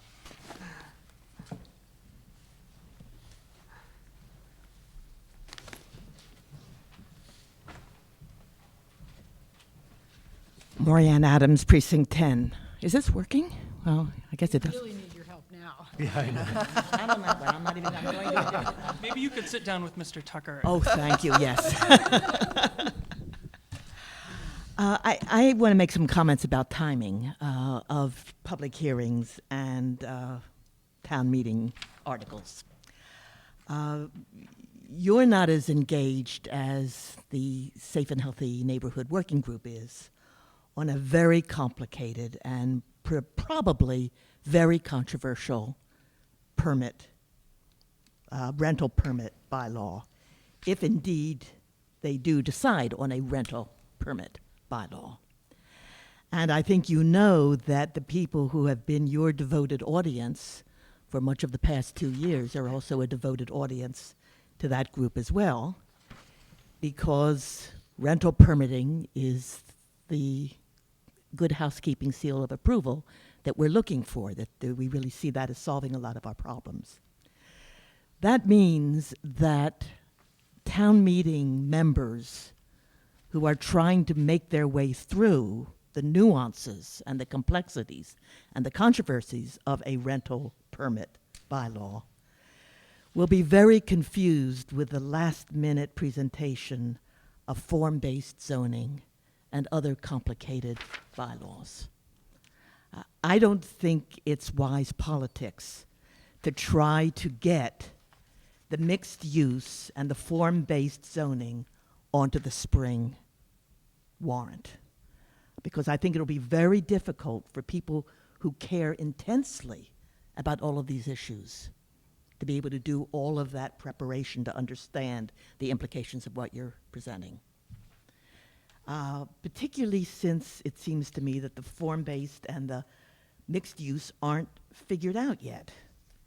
And if you were going to present them in 2 weeks, I'm glad you've postponed it further, but 2 weeks from now is going to be the public hearing for Safe and Healthy Neighborhoods. It's going to be Tuesday, 2 weeks, so it would be the day before what would have been your public hearing. And so because form-based codes have a lot of baggage, as you well know, with people who are town meeting members, I would really urge that you use the time till next fall town meeting to build up your constituency for a new version of form-based zoning and its companion bylaw of mixed use, and allow us to spend the time at Springtown meeting working on the rental permit bylaw and other less meaty bylaws that you're going to present.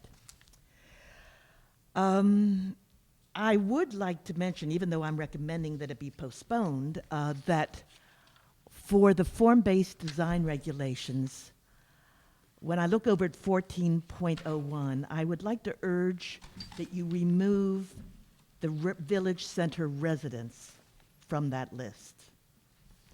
If you're talking about commercial areas, please keep them to commercial areas.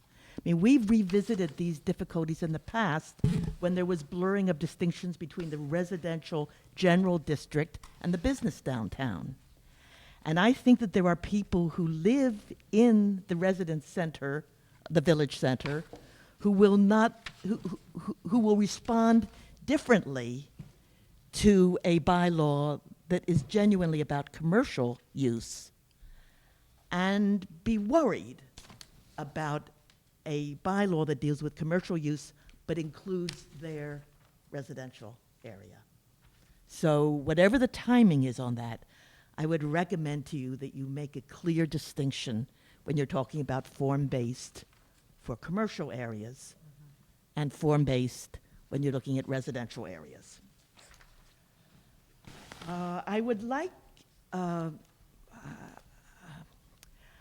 I see in the mixed-use center, and I would really want much more time than we have this evening to explore it, the possibility of dense residential complexes that may indeed be student off-campus complexes emerging as a result of this zoning.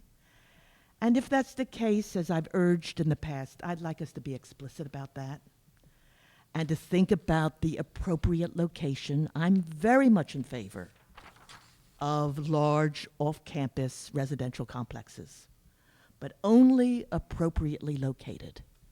So that if there would be a business location that was cheek to jowl, say with North Amherst Residential Center, that would have, I think, the downside that we've explored with previous cases.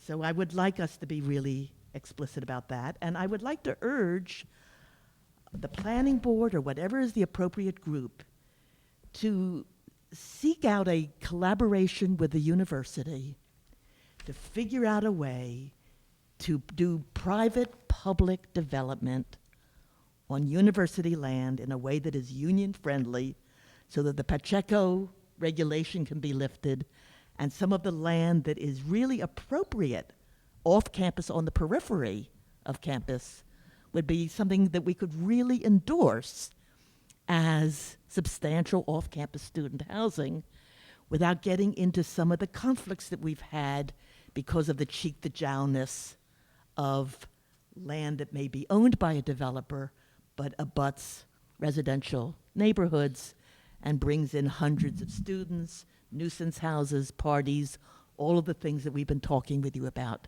for the past 2 years. Mr. Tucker?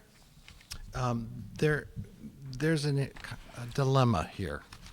I agree with Ms. Adams about the need to collaborate with the university to see what we can do on campus, whether on campus or on adjacent UMass land.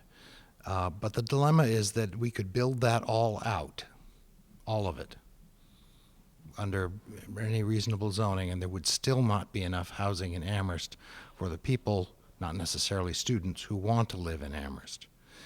If the circumstance is such that we can never change any zoning to allow for additional housing units anywhere because they might be students, that's not an acceptable answer. I would advise you that that's not an acceptable answer. We cannot in this state, so far as I know, and we're still looking at this, we cannot say that student housing is a use category that is considered discriminatory under Massachusetts law. You can't discriminate on the basis of who lives there. So we have to talk about different kinds of housing, whether it's apartments, whether it's townhouses, whether it's converted dwellings, whether it's mixed uses with residential units above or on the back of the existing building or whatever it is. And we cannot specify who lives there. We need to be able to provide additional housing in Amherst for everybody, and we cannot prevent students from occupying that housing, although we can make it more difficult by the way in which bedroom counts are arranged and so forth. When we do that, we contort the market for other people. If you only allow small bedroom counts, then you're saying that families can't live in that building. At some point, we have to say we cannot solve the problem in a final sense and prevent students from being anywhere. Therefore, we must be able to increase the amount of housing and do the best we can. It's not a problem you can solve in the ways that many folks would like to solve it. And Amherst has spent the last 2 decades or more successfully fighting off substantial new amounts of housing, and we are paying the price with precisely the problems that we've been trying to resolve for the past 3 years intensively. If there's no place else for the market to go, it goes where the least resistance is, and that has been single-family homes being converted to rentals. This past week, I asked the assessor to give me an update so that we will be able to say how many conversions of single-family homes to non-owner-occupied rentals we have had in 2012, and I'll get you that data as soon as we have it. But I think my point is that in the end, although we need to do careful zoning, we need to do careful collaboration with the institutions, we need to go through a public process to understand what our consequences are going to be. In the end, there is not going to be a perfect solution, and this community is going to have to allow zoning that allows housing to happen. Otherwise, we are keeping other people who want to live in Amherst out of Amherst. And to the best of my knowledge, under the master plan or any other public policy we have, that's not acceptable. Rebuttal? Well, I think I was not arguing to keep students out of housing. I was only asking that we be explicit and honest about what our market plan is, what the appropriate location is, what is the impact of building of different types, and to try to do it in a way that best serves the proposed building and that also serves the extant neighborhood. I mean, I think you know I've spent my life working at the university, and I'm not speaking about students generically. I'm speaking about problems that occur when a particular kind of crowded use is too close to a family-based neighborhood where they can't coexist. I mean, you have heard stories about children and adolescents who are just hearing appalling language, frightened by the noise. You are responsible to us as well as to the market and as well as to the students. And all I'm asking for two things in this particular part of my remarks. First of all, I'm asking for enough time so that the citizens can explore what you're proposing and see what it means.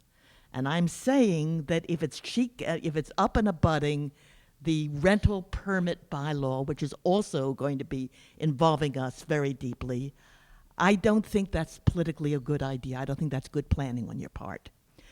The second thing is that with enough time for discussion, we can then explore appropriate location. We can explore impact. We can understand what is actually being proposed. We are not carte blanche opposed to adequate, appropriately located student planning, but we are opposed to being fooled about what we're voting for or not understanding what we're voting for. And that's what I'm asking. Thank you. Point well taken, Ms. Adams and Mr. Tucker both. And, you know, strangely, I hear, you may not hear it yourselves, but I hear consensus between the two of you on a great extent of this, which is that, you know, we need to have a discussion about where we're going to build more housing, and that discussion needs to be out in the open, and that when changes are made to the zoning bylaw that would allow more residential housing within a given area, such as commercial, we say, okay, we're going to increase the dimensional regulations, but the effect of that is that we're allowing more denser residential use within a commercial zone, right? That's actually one explanation of what's happening. And to say that clearly is different from working around the edges and talking about dimensions and percentages, right? Ms. Kruger? Ms. Adams also brought up a suggestion that we postpone a number of our initiatives because the Safe and Healthy Neighborhoods rental registration permitting / whatever is coming up for the spring, and that's a very important set of regulations that we're also concerned about. But I have a sort of what if question. What if we wait till the fall and that rental registration proposal is referred back and we're right up against that same proposal again? So I'm not sure waiting always works. What if a local historic district or two or three wants their proposal considered at fall town meeting? So the idea that if we wait, we'll have a sort of clean slate where we'll just be able to give proper consideration to whatever may not work. I do think we need to give adequate time for people to really understand what we're proposing and looking at impacts. And I just want to say, I agree that if we're talking about student housing, we should be explicit. That there's nothing devious in my desire to increase density in these areas. And I would admit that some students will live wherever we allow additional housing or allow housing. But I don't have a hidden agenda of changing village center or mixed-use center development because I have an agenda of large amounts of students. I'm an all-of-the-above option. I think we need sites where we have large, professionally managed student development areas. I think we need more density in village centers and town centers. I think we need to look at how we can grow and develop appropriately regardless of the student issue. So I don't think it's about sneaking it in. So, yeah, and I think yes, so, and I appreciate your remarks. Yes, Ms. Keller, real quick, why don't you come on up and.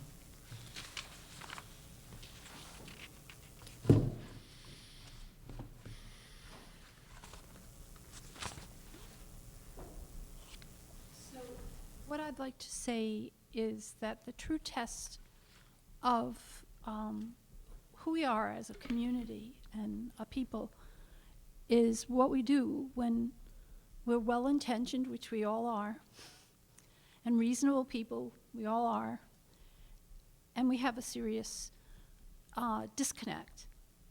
I was going to say disagreement, but I think it's a disconnect. And I hear us saying that there's a place for the large, professionally managed, and a place for infill. I especially appreciated what you said about an open discussion about the location, and I would add to that a collaborative one of that there's a little more room in it for us to really speak to those locations. And I've been in those kinds of exercises where we got down and marked and said, yes, we can agree to this. University Drive happens to be one place I can agree to, but there may well be others. I have a problem with that red triangle, and I know we all do. Nobody's arguing that the current zoning is ideal. But we don't help that by bringing more density in an area that's still 60% low-density residential and putting it cheek by jowl with that. We don't help that by putting it between two floodplains that we may need the capacity for with climate change worsening. I just want to stress location, location, location, keep it open, and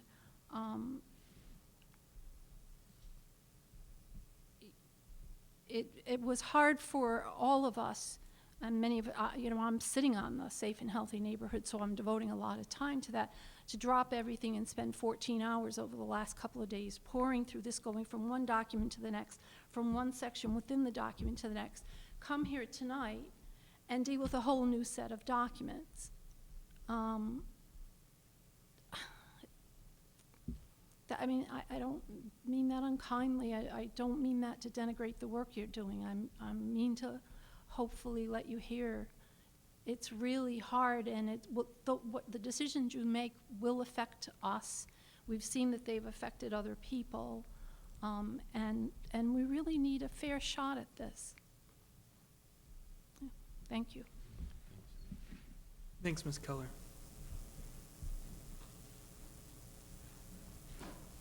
All right, I would propose that we move on from the zoning discussion unless somebody's got something to add. Mr. Crowner. I would like to ask the planning board to begin planning its public outreach now, so we don't have to do it at the last minute. There's the warrant review, there's precinct meetings, there's a bus tour, and I've been asked again, I put them off last time around, but I've been asked again by town meeting coordinating committee to have some sort of question and answer session or forum, whatever, for zoning. I'm not really sure what exactly they want, but sometime when we're devoting, not in the context of a planning board meeting, but we're devoting time to answering the questions about zoning that people have. People claim they don't understand zoning. They need to be helped, and they want time for that. So I've been asked to ask you to make that happen somehow. I don't know if it's possible. I mean, we already spend at least 2 meetings a month, but maybe it's necessary. And so I would like to ask people to consider committing right now to helping me do all the outreach that happens.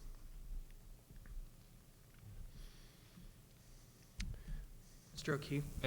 I have a question about the session that you're saying that TMCC is proposing. What I hear you saying is that's about zoning sort of in a general sense, or that's about the zoning articles that would be on the warrant for a specific town meeting? I think it's both. I think they want to ask about the articles, but also ask about, how they relate to the zoning bylaw. So we're talking about COM. What we're not just talking about changes to COM. We're talking about what is COM, that kind of thing. If I may.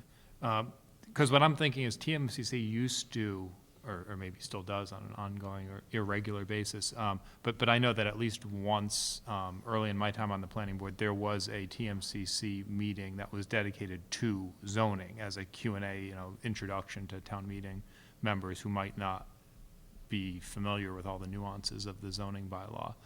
And that was quite a few years ago now. And I think a session like that, probably in addition to other things, might be a useful thing to think about, not meant as a in-depth dive into the articles that are on the warrant, because I think of that as more appropriate for something like the warrant review or maybe a separate meeting, but I do think that an educational meeting about how zoning works, people turn over in town meeting all the time, and there's always new people there that don't have a detailed understanding of how the bylaw works, so I think that would be a useful thing to have. Mr. Tucker? Not as a substitute for any of what's being discussed, but on the town meeting webpage, on the town meeting website, there is a link to a document that was created by, I believe, the League and the moderator that's a primer on zoning. It's about a 4 or 5 page document that answers basic questions about how zoning works. So that's a place people could start. Staff would certainly be happy to assist with the equivalent in a session explaining what zoning is and how it works, and or responding perhaps in subsequent sessions or something to specific questions about amendments. Okay, thank you. What you're looking for, Mr. Crowner, is for people to volunteer to do the various precinct meetings, the bus tour, and the warrant review? Right. So not necessarily to volunteer right now, but to be aware that those things are coming up and to start thinking about what can I do. All right. And also, yeah, I mean, just talking to people and doing some of the basic political outreach that we need to do. Yes, Ms. Kruger. I don't know if we can do this, but I would like us to add some meeting or meetings that are not held in town hall, where we go out and maybe they're different than the precinct meetings, or maybe we decide all we can handle are the precinct meetings. But I think we gain a lot of credibility and goodwill when we kind of take our show on the road and go to some of the parts of town, when we can manage that. I think that's a great idea. I think what comes to mind immediately for me on this was what happened in South Amherst in terms of the Atkins Corner rezoning and how the folks at the retirement home there Applewood didn't know, hadn't been contacted, and later said that they would have voted for it, but the management didn't. They said we didn't reach out to them and educate them. They're in a assisted living, and we should have come to them. And the point's well taken. Maybe something along the lines of the Bang Center, or just brainstorming here about ideas. But Maybe we could use the Survival Center in an early evening meeting in the community space there. Munson Memorial Building in South Amherst. There are a number of places. what would we call such a thing. Neighbor. I mean, honestly, I think that a decent start would be for some of us to show up at some of the town meeting precinct. I mean, I'll speak for myself. I've never been to one. I've never been on a town meeting. I haven't been to any precinct meetings or a bus tour or anything else. And maybe I should go. I'll speak for myself. So, your request is well taken. All right, anything else on zoning? All right. We have signing of decisions, which can be passed around while we do other things. We have the Bank of America and the Stavros one. We had received by email, this falls under now while those decisions are coming around. We had various executive sessions in the recent past concerning a legal matter. We recently received by email some documents from town council regarding that. We've all had the chance to review them. Does anyone feel the need to have an executive session noticed to discuss those documents? If not, then we need to take no action on that item. Oops. We have a planning board schedule and agenda for upcoming meetings is next. And we have somewhere here a new revised calendar showing the next few meetings. Tonight, of course, is February 20th. Next meeting is March 6th. Then we have March 11th. And, no, sorry, March 20th, 6 and 20. Town meeting starts May 6th. So, was there some discussion from Ms. Brestrup about our schedule? Do you want to know what you have coming up? Well, one of the items is that Dave Zomek, who is the Director of Conservation and Development, he's also, I believe, chairing the Safe and Healthy Neighborhoods Working Group. He asked if he could come and meet with you on March 6th to talk to you about what the Safe and Healthy Neighborhoods Working Group has been doing and to ask for your input. And I think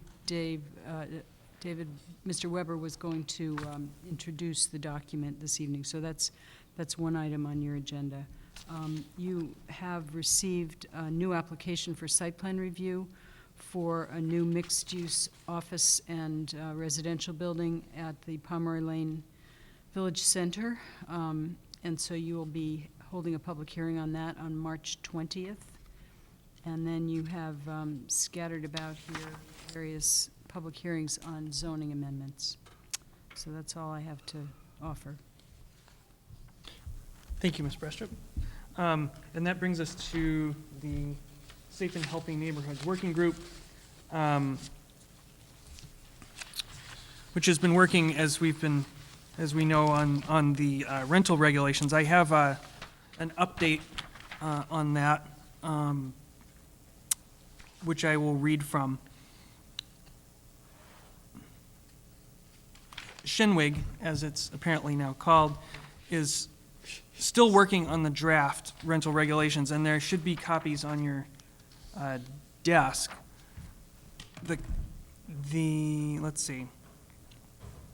The focus so far has been on registration, inspections, and including a new self-inspections section, parking, and the question, there says they still haven't decided whether they will include a permit that could be revoked or suspended for cause. I have to say that surprises me that hasn't been decided. I thought that was a key element. They didn't meet this week. They will be meeting again February 26th from 3 o'clock to 5 o'clock in the town room that's here. The focus will be on penalties for non-compliance. That hasn't been hashed out yet. On March 5th, they'll be having a regular meeting from 3 to 5, and then a public forum from 7 to 9 also here. Again, that's March 5th. They're asking that planning board members as well as community members attend the public forum if possible. It'll be a status report, but also an opportunity for Shinwig to get feedback. Let's see. And as Ms. Brestrup said, Dave Zomilk proposes to come here in 2 weeks and to brief the board on where they're at.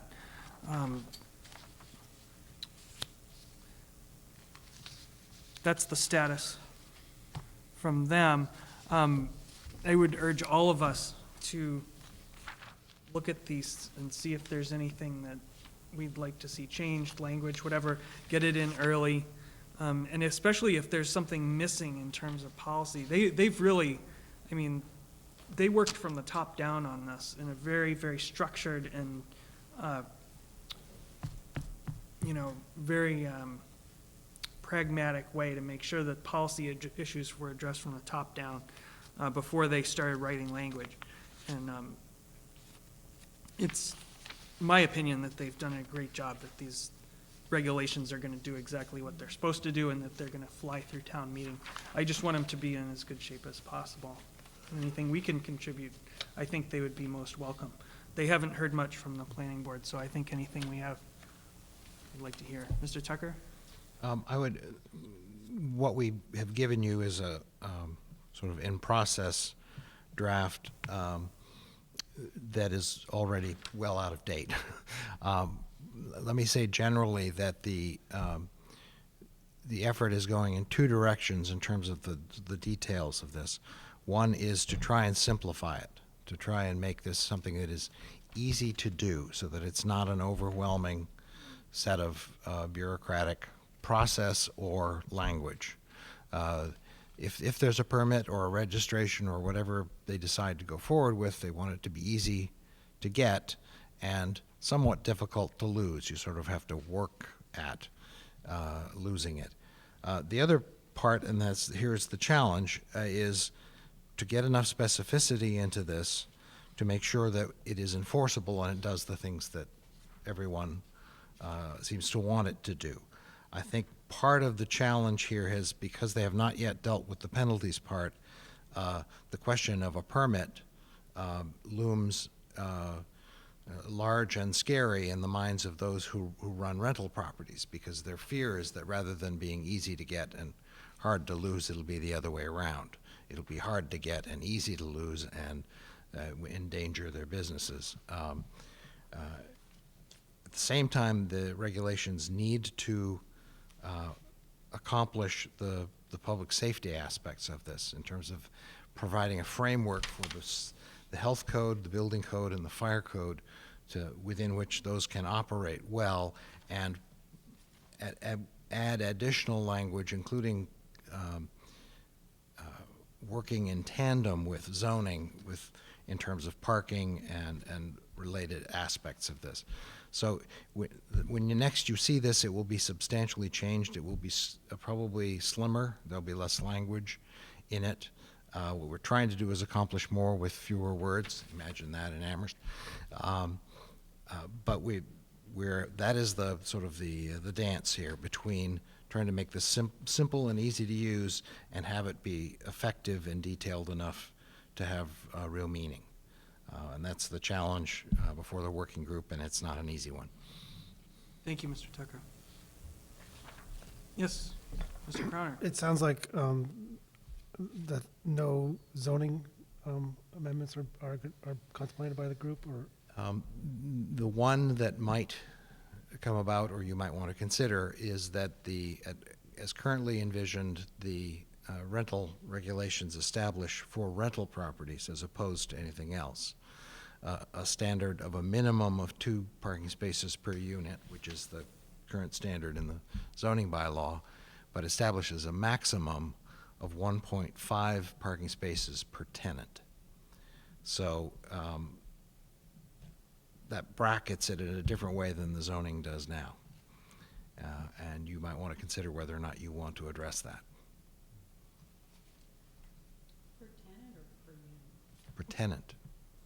2 per unit, but as a minimum, but no more than a maximum of 1.5. 4 tenants, I can have 6 parking spaces. Right. So what is that, if there's one tenant, he can have a car and a motorcycle? A Vespa. All right. Has there been any, will the registration form be part of the town meeting article, or will that be developed later by whoever's going to be enforcing it? One of the decisions that needs to be made is when the effective date of the regulations will be, because it will take some time. You can't simultaneously prepare for something that may not pass, and so you have to, it has to pass, and then you prepare as well as you can, but you still need to ramp up a system to undertake what the regulations do. So the effective date may be a ways out, and we'll see what that is, in which case we would have time to develop those forms. We are talking about drafting things like, rather than requiring annual inspections by town forces of every rental unit out there, we are establishing a basic requirement for self-certification, self-inspection using a form that whereby someone is essentially promising in a legal fashion, this is the condition of my rental unit, and that provides us also with information and a process for tracking this. And we are creating forms for things like that. We have not yet developed the application form, partly because they haven't yet developed what all of the application form would include. So it's a moving target. Thank you. All right, moving along.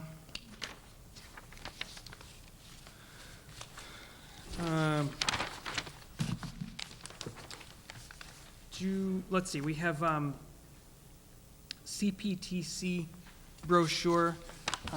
That's the annual training for citizen board members.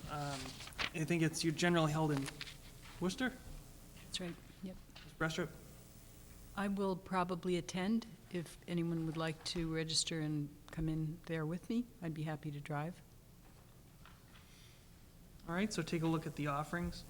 I suppose if there's anyone from other boards who's interested in that, they could also ask about that. Typically, ZBA and Conservation Commission attend, right?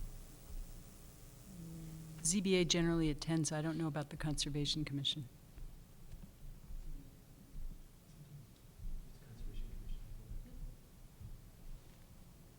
Or anyone who's interested in getting involved in them. That's right, we're tryouts.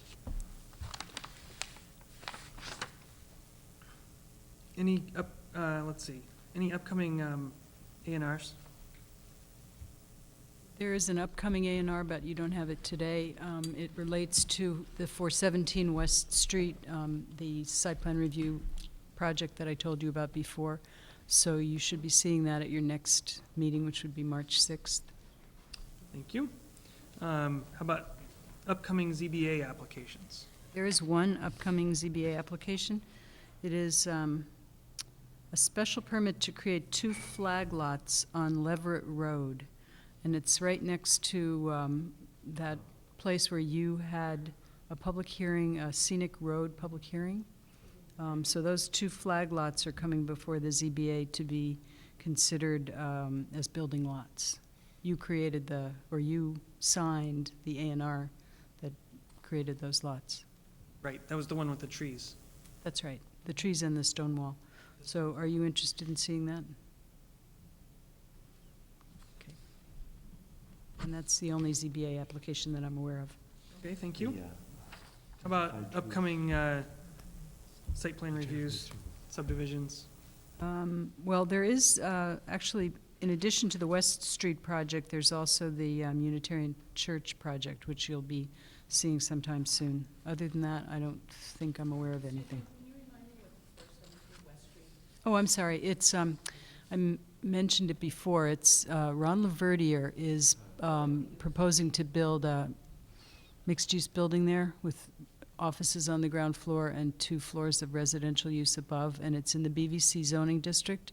so it doesn't have the same limitations on it as mixed-use buildings in the commercial zone. So it'll be interesting for you to evaluate this building in light of all the zoning changes that you're considering. Thank you. All right, Planning Board Committee and Liaison Reports.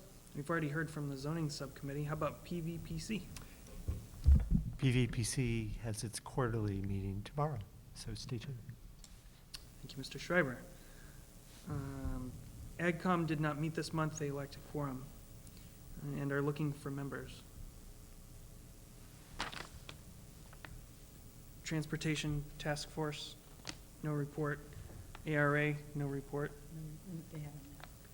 Design Review Board, Ms. Ford had to leave early. Housing and Sheltering Committee? They'll be meeting tomorrow, so they haven't met since I last reported. I'll have something to tell you after tomorrow. Thank you, Ms. Kruger. And Shinwig, we already heard about. That, I learned that from Ms. Brestrup. And it's a lot easier than saying the whole thing. We should make it a draft group instead of work group, and it'd be shindig. I guess you've already thought of that. Drafting group. Keep See us if here you help. so late. We I just know. get Or really silly. Get punchy. Or executive, and then it would be earwig. Really good. I don't really have any report.